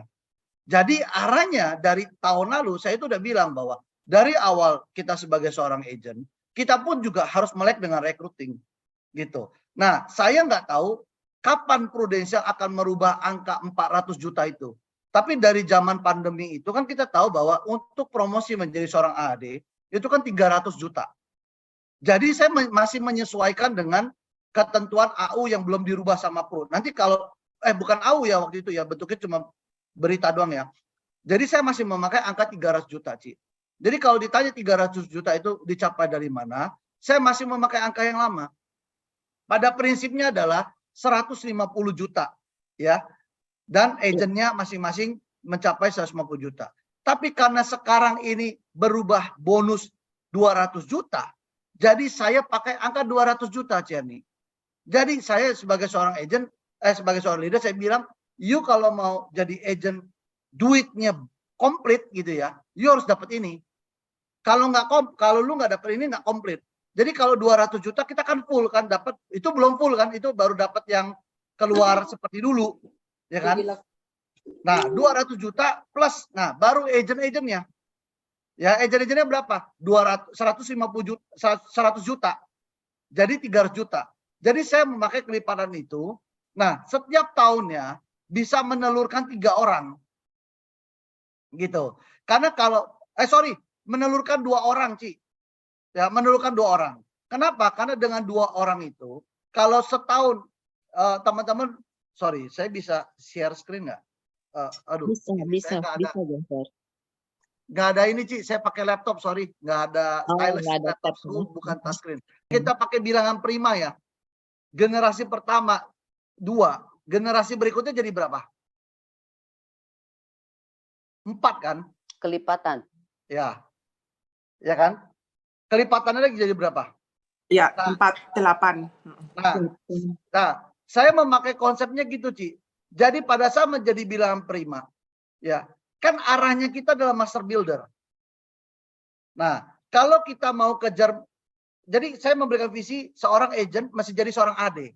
Gimana caranya menjadi seorang AD? 400, 300, lalu tahun depannya 900. Ya, 900 habis itu terserah dia. Intinya kan kita memaintain angka 1 miliar kan, Ci? Angkanya kan? Nah, untuk seorang AD bisa 1 miliar, berarti kalau dia punya 2 AD di bawahnya, berarti kan dia sudah 3 miliar tuh. Dia sendiri 1 miliar, dia punya 2 AD 1 miliar. Di bawahnya lagi bilangan primanya 1 miliar lagi gitu. Sayang ya, saya nggak pakai Samsung Tab ini. Pas banget saya besok Sabtu juga NDO. Gitu. Gencar mau jadi, Cici yang gambarin. Maksudnya saya share share screen terus saya gambarin sesuai yang kamu ngomong. Mau? Ya, Ci, ayo Ci.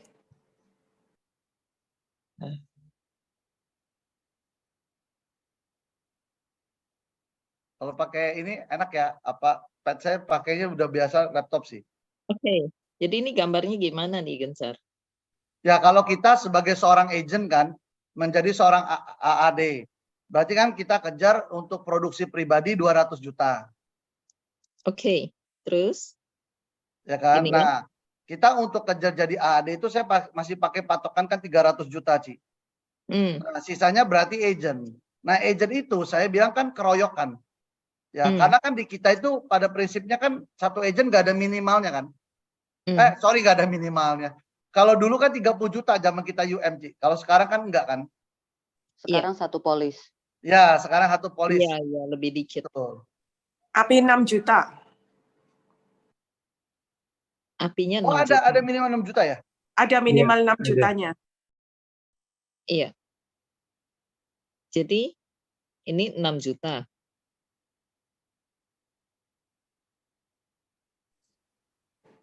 Nah, kan menjadi seorang AAD. Oke. Nah, seorang AAD. Ya, terus? Nah, kalau kita rekrut 5, Ci. Ya. Yang agent itu rekrut 5. Kalau persyaratan pro kan 4 ya? Iya. Iya, oke. Maksudnya yang di sini 5 agent gitu ya? Ya, keroyokannya 5 agent. Karena kan persyaratan pro itu kan 4 ya, betul ya? Iya, persyaratan pro 4. Gitu ya? Ya, tapi kalau saya tuh bilangnya keroyokan aja. Oh, oke. Ya, kalau zaman dulu kan kita diharuskan ada persyaratan minimal tuh. Ya. Nah, lalu dari 5 itu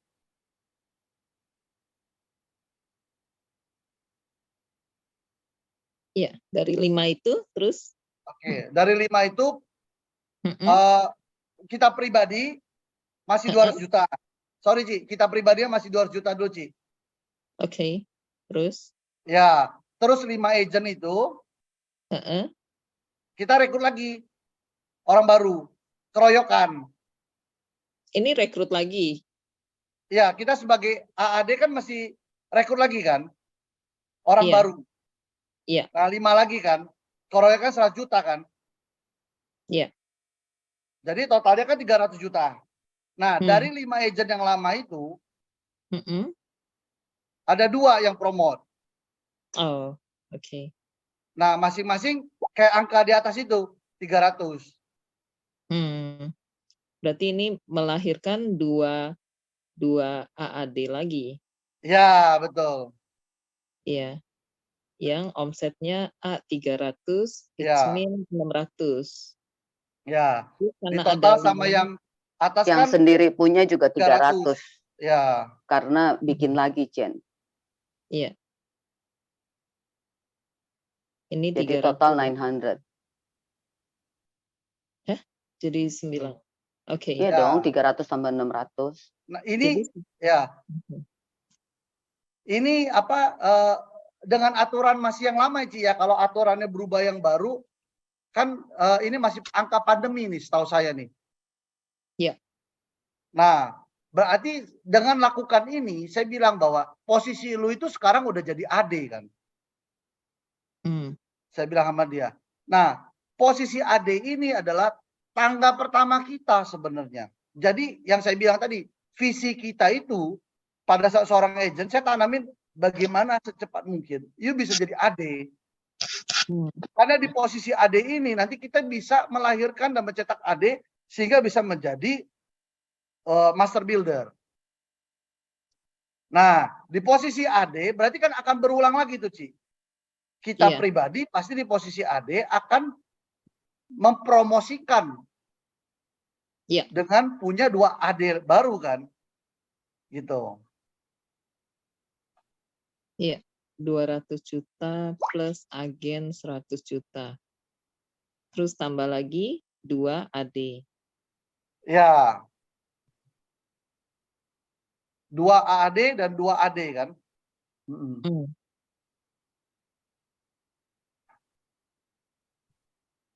Terus ini jadi promosi AD 2 kan. AD. Ya. A 900 juta. Ya. 1,8 miliar. Ya. Nah, Ini kalau kita- saya pakai patokannya, pos seorang AD itu harus mampu mempertahankan dia punya grup itu 1 miliar. Itu batas minimalnya gitu. Padahal kenyataannya kalau di total 2,7 M kan, Ci?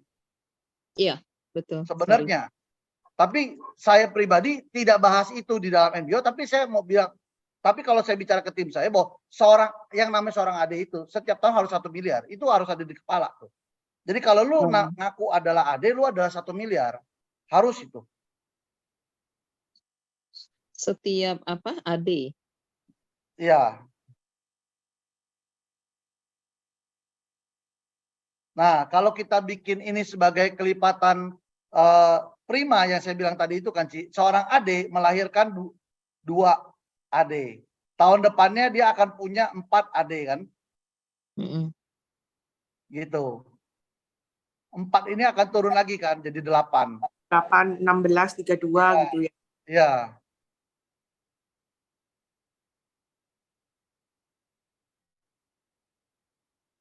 Nah, intinya kalau kita mencapai master builder, itu kan angkanya 192 miliar, betul nggak Ci? Kalau kan syarat master builder adalah 192 AD. Kalau masing-masing AD itu adalah 1 miliar, berarti kan 192 miliar.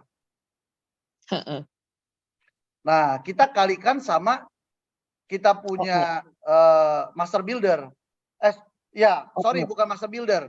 Kalau saya pakai patokannya angkanya, itu yang itu di bawahnya master builder loh, 45%. Tapi posisi saya adalah sudah punya 92 AD group gitu. Ya, mau pakai 55% juga boleh, tapi kalau saya selalu berpikir mana yang make sense kan buat kita kan. Karena kita ini akan jadi role modelnya buat dia kan. Dengan 1 M, harusnya kita dapat master builder 192 M itu dikalikan pengalinya 55%. Tapi kalau saya menghitungnya dengan 45%, Kalau Oke. yang awal kan tier pertama itu 33,33% kan. Tier yang kedua baru 45%. Iya. Oke. Nah, tapi ini ada pengalinya nih kan dikali komisi kan, Ci.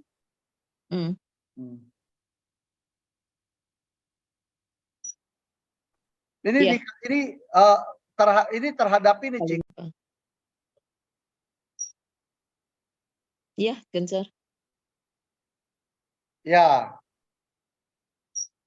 Jadi arahnya begitu, Ci. Ya, oke, Ya. thank you. Iya, saya tadi yang mau saya tanyakan dari basicnya, tapi udah dapat sih gambarannya. Thank you ya, Gencar. Thank you juga, Ci Cien, udah digambarin. Iya, Thank you. Itu kayaknya masih banyak pertanyaan tuh di kolom chat. Ya. Tadi ada yang ini. Ini ada pertanyaan Gencar dari Saleh Rumakwe. Pak Gencar, mungkin bisa dibagi kepada saya, agen baru, kiat-kiat dan strategi yang baik untuk prospek kepada calon-calon nasabah kita biar mereka mau gabung. Oh, ini cara selling. Oh, ini selling ya. Nah, kalau Iya. selling gini, saya bukan orang yang waktu jadi agent itu adalah punya banyak big case. Big case saya waktu zaman agent itu paling besar API-nya, paling besar preminya 1 juta di tahun 2005. Ya, jadi saya mensyukuri bahwa saya nggak dapat yang big case. Tapi big case itu muncul setelah saya ada di Prudential 4 tahun. Itu akhirnya ada buka di saya 15 juta per bulan satu keluarga. Nah, saya cuma mau bilang begini, teman-teman, saya yakin sih bahwa setiap orang itu punya apa ya, kalau garis start ya, itu berbeda-beda. Ada yang memang garis startnya itu sekali jalan itu dapat API langsung gede gitu. Ya syukurilah dia gitu ya.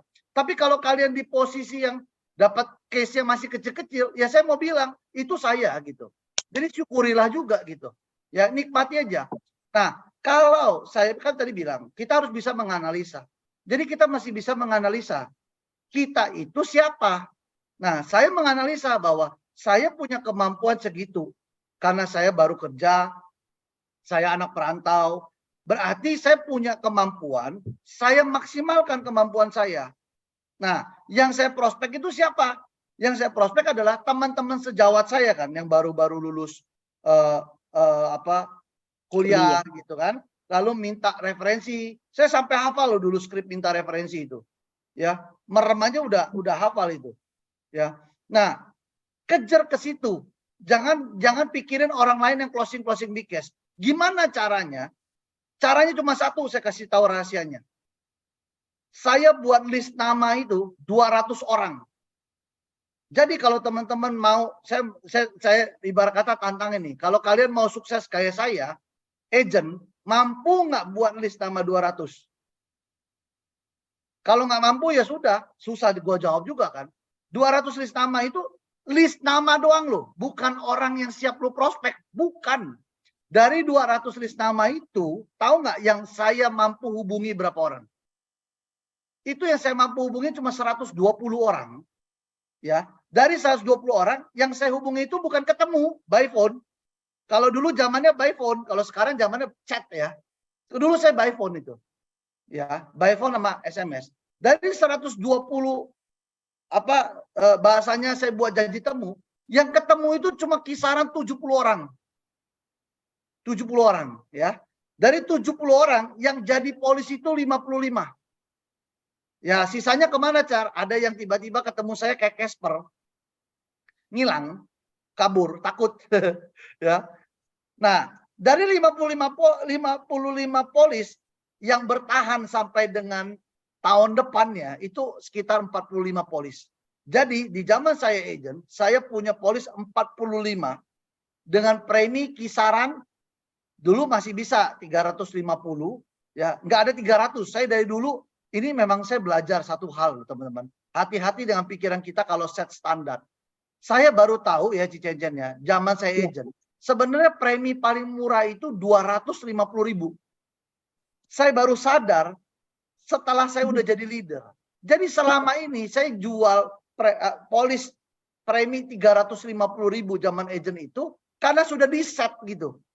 Padahal premi itu bisa 250.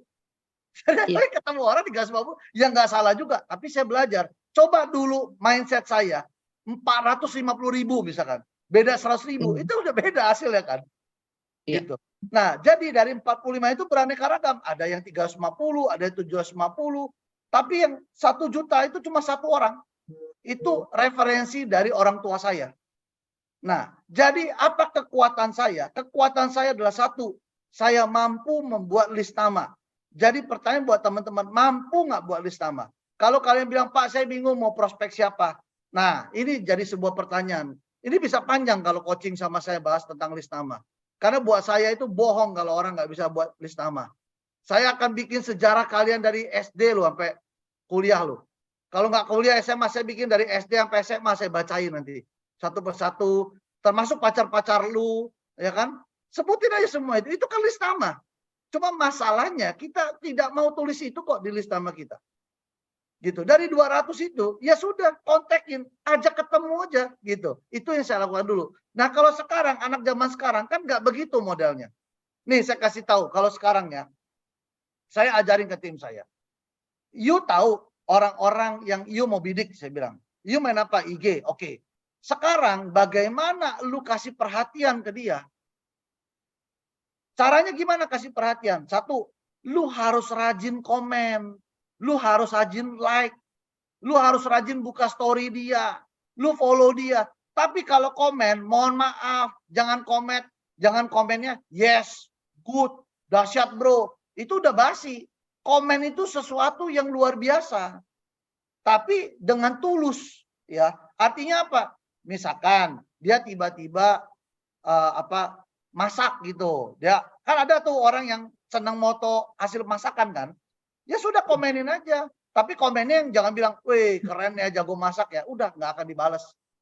Kalau saya komenin yang hal yang positif gitu. Udah lama nggak ketemu, wah jadi jago masak nih gitu. Boleh dong kapan-kapan masakin kita kumpul-kumpul misalkan komen gitu. Sekali dia nggak balas nggak apa-apa. Besok-besok komenin. Tapi jangan setiap hari lu komen. Itu ketahuan lu ada maunya kan. Kan lu orang punya list nama kan banyak. Ya mainin dong ininya ritmenya dong. Nanti kadang ada komen, kadang ada like, ada post. Nah, terus habis itu kalian kan sudah bidik tuh 200 orang gitu kan. Kalau kalian main Instagram, kalian itu bisa bikin close friend kok kalau kalian sudah punya friend. Ya kalau udah temenan sama dia. Ya kalau nggak temenan ya kenalan dulu sampai jadi teman. Kalau udah jadi close friend, gampang. Kalau kalian mau jualan cara sekarang, ya bikin story yang memang tentang jualan. Di-share ke siapa? Ke close friend. Ke mereka yang kalian memang bidik itu. Lalu abis itu, kan kalian nggak tahu nih responnya dia gimana. Bikin pertanyaan terbuka di dalam satu kontennya. Contoh bikin satu konten, taruh di situ. Menurut kalian, misalkan aja kalian bikin konten tentang asuransi. Kasih aja tanya, menurut kalian perlu nggak sih asuransi? Iya, tidak. Nah, misalkan ada yang komen iya. Nah, itu disimpan namanya. Yang jawab tidak, ini kayaknya rada berat kalau lu prospek. Butuh waktu lagi, kasih panjangan dikit gitu. Tapi kalau dia udah jawab iya, ini boleh nih. Besok-besok lo deketin gitu. Itu yang kita mainkan di dalam sosmed kalau anak sekarang. Nah, kalau sudah closing, kuatin di referensi. Jadi ini pun juga terjadi di saya. Zaman saya sudah dapat itu 45 polis itu, sampai detik ini nih, itu masih banyak sebenarnya list nama pemberian referensi dulu yang saya belum kerjain sebenarnya. Entah kertasnya udah di mana kan, saya udah nggak tahu. Tapi setiap ketemu orang dulu memang bisa antar polis. Dulu waktu saya zaman antar polis tuh saya pasti minta referensi. Pokoknya pulang harus bawa nama 10. Wajib itu. Gitu. Kalau sekarang ya mungkin kan karena udah nggak pakai polis kan, udah nggak bawa polis kan. Ya kan, ya kalian pakai cara yang lain lah untuk bisa minta referensi sama dia. Tapi yang paling ampuh adalah sebenarnya adalah minta referensi itu orang-orang yang memang sudah fasih, sudah cakap dengan asuransi itu paling gampang. Ya, jadi kalau orang sudah punya asuransi, ya jangan berpikir, ya dia sudah punya. Nah itu ya kesalahan kita. Harusnya kalau udah tahu dia punya asuransi, digali lebih lanjut untuk dapat referensi, walaupun dia bukan nasabah kita kan. Iya. Gimana asuransi lo sudah terpakai belum? Wah, amit-amit mana mau pakai gua. Ah, itu baru benar, top gua bilang. Kenapa lu punya asuransi? Lu kayak belajar aja. Ujung-ujungnya gini, lu rasa asuransi penting nggak? Asuransi bagus nggak buat lu? Ya penting nggak penting gua masih punya lah. Nah, bro, boleh lah bro, gitu. Lu kenalin ke gua temen lu, saudara, kakek, kakak, buyut, eyang, ya siapa aja lu sebut lah pokoknya, gitu kan? Kemarin lu pacar sama si A, masih nggak tuh? Boleh dong gua ketemuan untuk ceritain ya, pastinya ada lu dong gitu, jangan nggak ada lu. Ya gitulah, minta referensi dari situ. Paling gampang kalau orang udah punya asuransi dimintain. Tapi kalau minta referensi sama orang yang belum punya asuransi, ya lu sama aja kayak ngomong sama angin gitu loh. Nah, yang kayak gitu-gitu kita nggak usah ngebatin. Justru yang harus ngebatin itu adalah sama orang yang sudah punya asuransi, yang nge-like lu, yang ngejawab perlu nggak asuransi? Iya. Nah itu yang lu perlu ngebatin. Maksudnya ngebatin itu gini loh, pikirin terus gitu. Kalau perlu, lu di otak lu itu mikirin dia mulu gitu. Ya gimana cara prospeknya yang bagusnya ya gitu. Kalau perlu lu tanya sama leader. Der, gue punya masalah begini. Lu rasa kurang puas jawaban sama leader. Oke, lu ikut acara di kantor dong, acara AWS, BOM atau M3. Kalian dengar top leader atau top agent sharing. Habis udah dengar dia turun, lu tanya sama dia. Kok, Pak, Bu, mohon maaf, saya Gencar nih, agent baru, mau belajar boleh nggak? Minta waktu sebentar, saya mau tanya ada kasus gini. Gitu loh. Growth mindset, belajar aja. Tiba-tiba nanti lu bisa dapat sesuatu loh. Saya punya agent, itu jangan pikir agent saya muda-muda itu seneng pakai sosmed. Agent saya yang muda-muda juga males buat konten, senengnya nikmatin orang punya, tapi nggak mau buat. Jadi susah aja. Tapi saya ngomong itu mungkin udah puluhan kali sama dia. Ayo dong lu posting di story, ayo dong posting, ayo dong buat. Sekarang setiap saya buka story-nya, udah posting terus dia. Gitu. Dan ada yang nyantol nggak? Ada teman-teman. Ada. Nah itu yang kita batinin, itu yang kita coba terus gitu. Nah kalau nantinya teman-teman mau jadi leader, cara gampangnya adalah nasabah-nasabah kalian yang sudah jadi nasabah, kalian kan datengin, meminta referensi lagi. Kalau dia kasih referensi dan kalian lihat nih, dia punya potensi ya dari dia untuk bisa yakin orang lain, nah dia bisa dijadiin partner kita gitu. Jadi sebenarnya teman-teman nggak usah terlalu mikir jurusnya apa, cara yang terhebat tentang asuransi itu closing nggak ada. Rahasia orang hebat itu nanti kalau lu mau dapat di case itu lu perlu memang knowledge sama skill itu. Tapi kalau lu nyari mas yang 500.000, 600.000 itu menurut saya nggak ada skillnya yang sampai gimana banget gitu. Yang paling penting adalah aktivitas elunya. Karena skillnya itu orang sekarang udah ngerti kok asuransi. Kalau dulu zaman saya agent, zaman Cilili mungkin kalau sebut Prudential disangka ini odol ya Ci ya. Iya, emang benar pernah dibilang jual odol. Nah, saya pernah loh zaman saya agent bilang Prudential itu odol dibilang. Lu sekarang jualan odol, pasta gigi, buset sudah hati saya.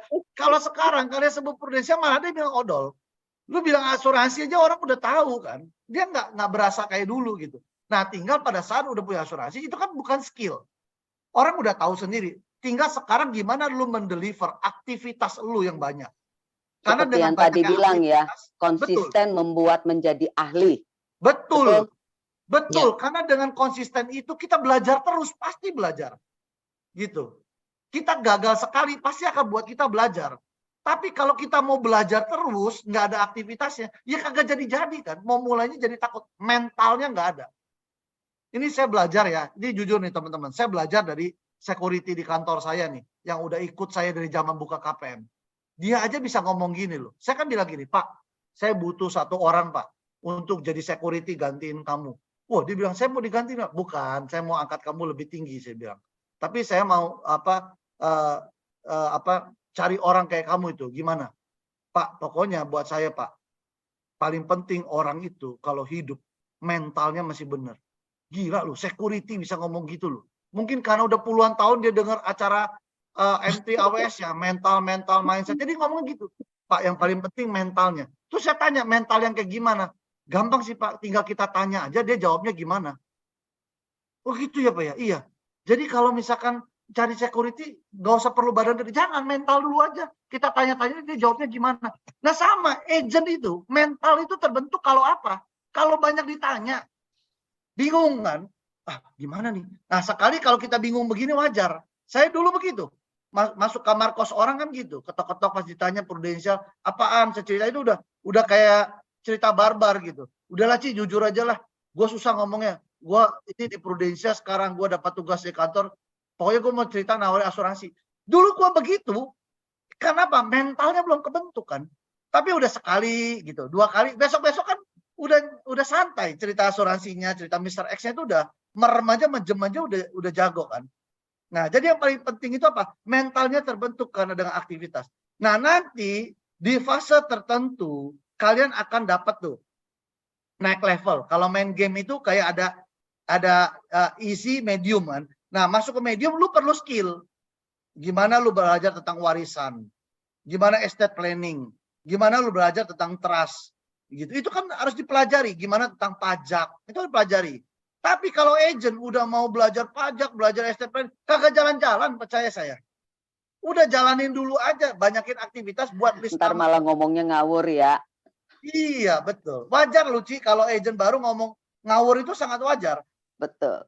Mirip kayak baby kan. Baby lahir itu kan gak ada yang langsung bilang, papa, mama, kaget kita loh. Baby lahir itu pasti. Baby lahir minta uang. Ya kan? Sama, agent lahir baru-baru. Wajar dia belum bisa ngomong apa-apa, salah-salah. Nggak apa-apa. Gitu. Ya tadi jawabannya itu ya Pak. Pak siapa tadi?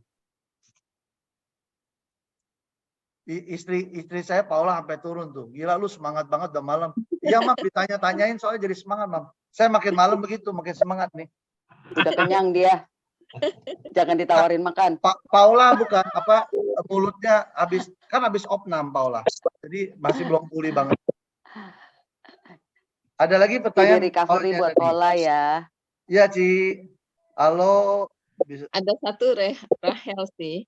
Halo, Ya. saya agent baru usia 23. Mungkin boleh di-share bagaimana untuk menarik generasi milenial, generasi Z untuk memiliki proteksi income. Thank you.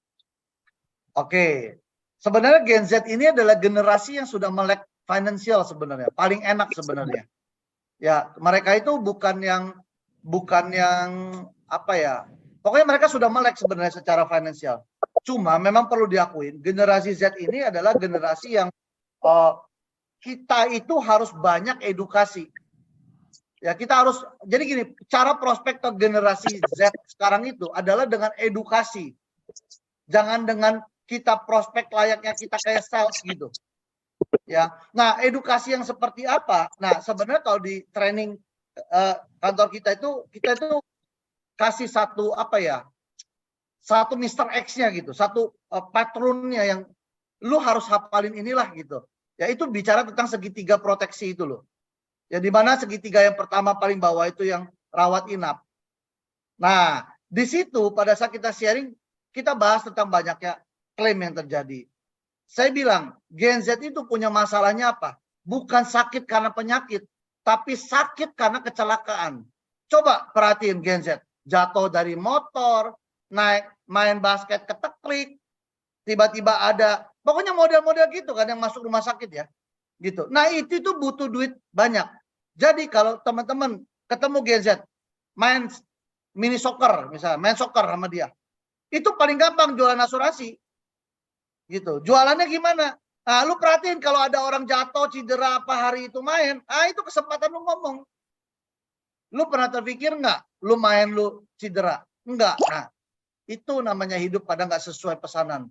Lu kerja apa? Kantor lu udah punya asuransi? Nah, ngomongnya gitu. Udah ke edukasi. Gitu. Jadi Gen Z itu, menurut saya generasi yang harus diedukasi. Mereka itu biasanya banyak bergabung kan sama acara-acara dan segala macam. Bergabunglah sama mereka gitu. Dan jangan pernah menutupi diri sendiri ya, karena Gen Z itu paling nggak suka loh. Lu menutup 07. Kita harus terbuka teman-teman sama mereka. Ya, jadi caranya adalah dengan edukasi, banyak bukti klaim itu membantu. Kalau saya dengan segitiga proteksi, gitu. Landasan yang harus dipunya adalah rawat inap, ya. Lalu kita Dan ini loh, rawat inap itu kan door opener sebenarnya di awal. Di awal aja kan. Dan biasa door opener kita kan selalu yang kita sodorin dulu yang paling murah kan. Padahal kan kita bukan mau jual itu gitu. Kita mau jualnya yang lebih mahal, tapi ya harus ada door openernya dulu gitu. Gitu. Harus sering-sering juga kalau ada teman sakit datang gitu. Jangan pelit-pelit, datang aja. Itu terjadi juga di tim saya kalau ada teman sakit. Jadi tim saya itu memang paling suka juga sedikit kepo lah. Memang harus kepo kita jadi orang ya sekarang. Gitu. Saya hafal nih kayak Pak Windu. Saya tahu, saya sering belajar dari IG-nya dia. Dia sekarang rajin loh. Ini kayak mau jadi YouTuber dia kan. Kadang syuting gitu. Wah, saya perhatiin. Nah, saya belajar itu growth mindset. Itu yang saya juga kasih tahu teman-teman saya. Pokoknya di bisnis ini contek aja apa yang bisa dicontek, nggak haram kok, boleh, ya kan? Kalau memang bingung, tanya sama orangnya, jangan sungkan. Kalau saya gitu ya. Jadi edukasi yang paling penting ya. Gencar, thank you. Ini sebenarnya waktunya udah habis, tapi masih ada Pak Wayan nanya nih, kira-kira mau dijawab? Apa? Boleh sih.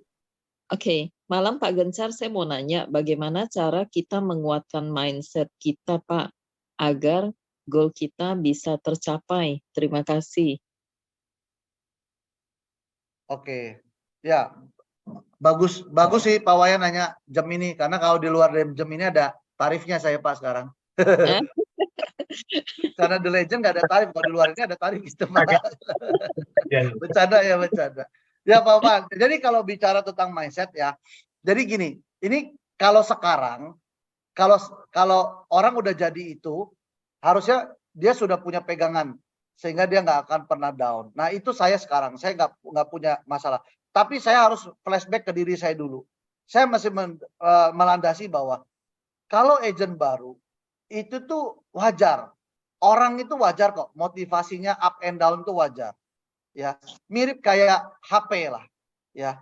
Pasti kalau banyak dipakai, dinyalain, pasti akan berkurang. Nah, yang paling penting adalah pada saat berkurang itu, kita mesti cas balik. Ya, itu cas balik paling penting.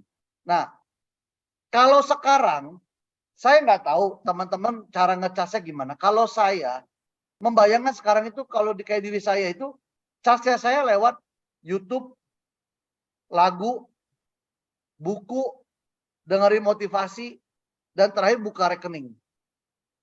Itu yang memotivasi saya untuk terus ada.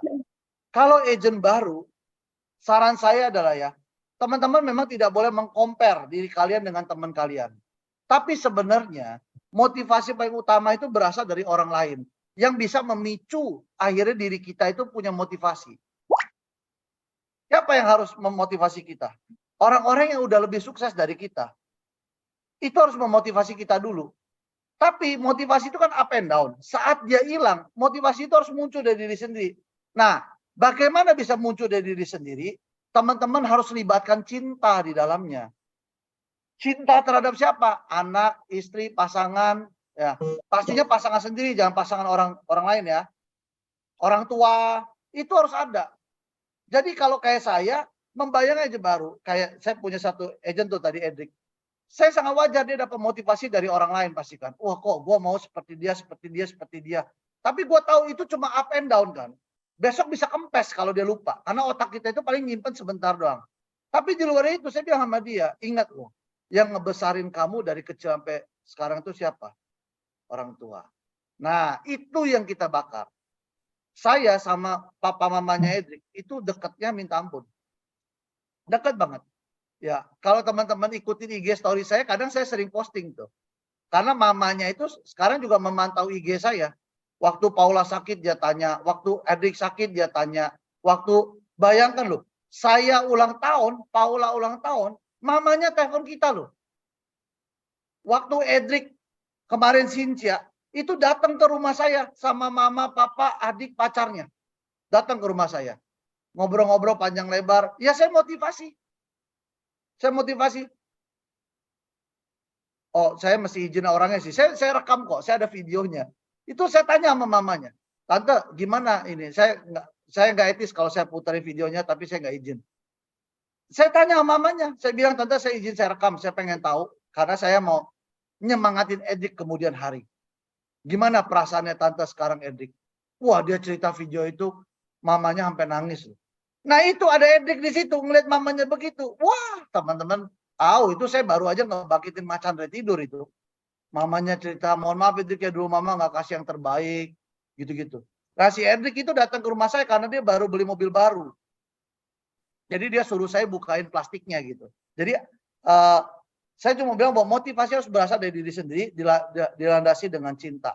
Ya, kalau dengan pasangan, ya itu pengaruh ke cintanya kalian ke pasangan kan. Kalau kalian tahu cintanya nggak besar, lu bilang motivasinya berasal dari dia, ya gimana bisa termotivasi? Ya, cari sama orang tua. Nah, orang tua kan nggak mungkin putus, gitu. Apalagi kalau yang masih pacaran. Aku motivasinya dari pasangan aja. Nggak bisa. Besok ketemu yang cakep lu putusin dia bubar motivasinya lu kan. Bisa aja tuh dia.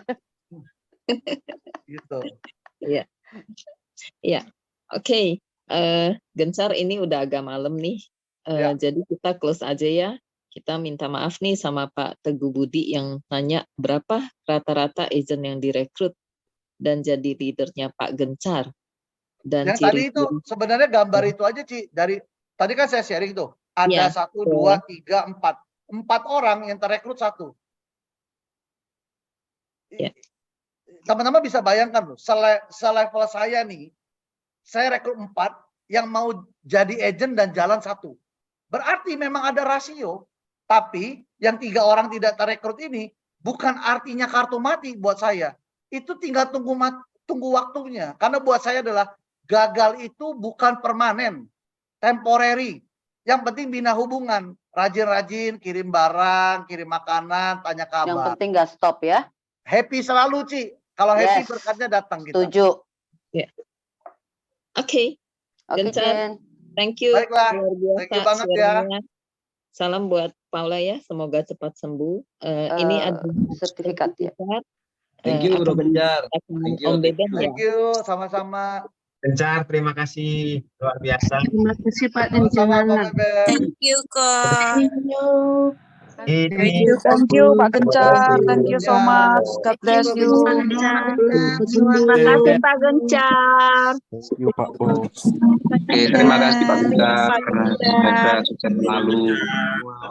Salam buat Paula, semoga cepat sembuh ya Pak ya. Terima kasih banyak Pak. Recording stopped. Terima kasih Pak Gencar. Teman-teman semua terima kasih. Silakan Om Ben, ngomongnya suaranya gedean dong. Ya. Dan Mom Lili, terima kasih Pak Gencar. Salam hormat Pak Beben. Terima kasih luar biasa. Ini kami dari komunikasi Sehat KPM ya. Yang setiap minggu kita komit lagi di 2023 ini. Ya Pak Gencar.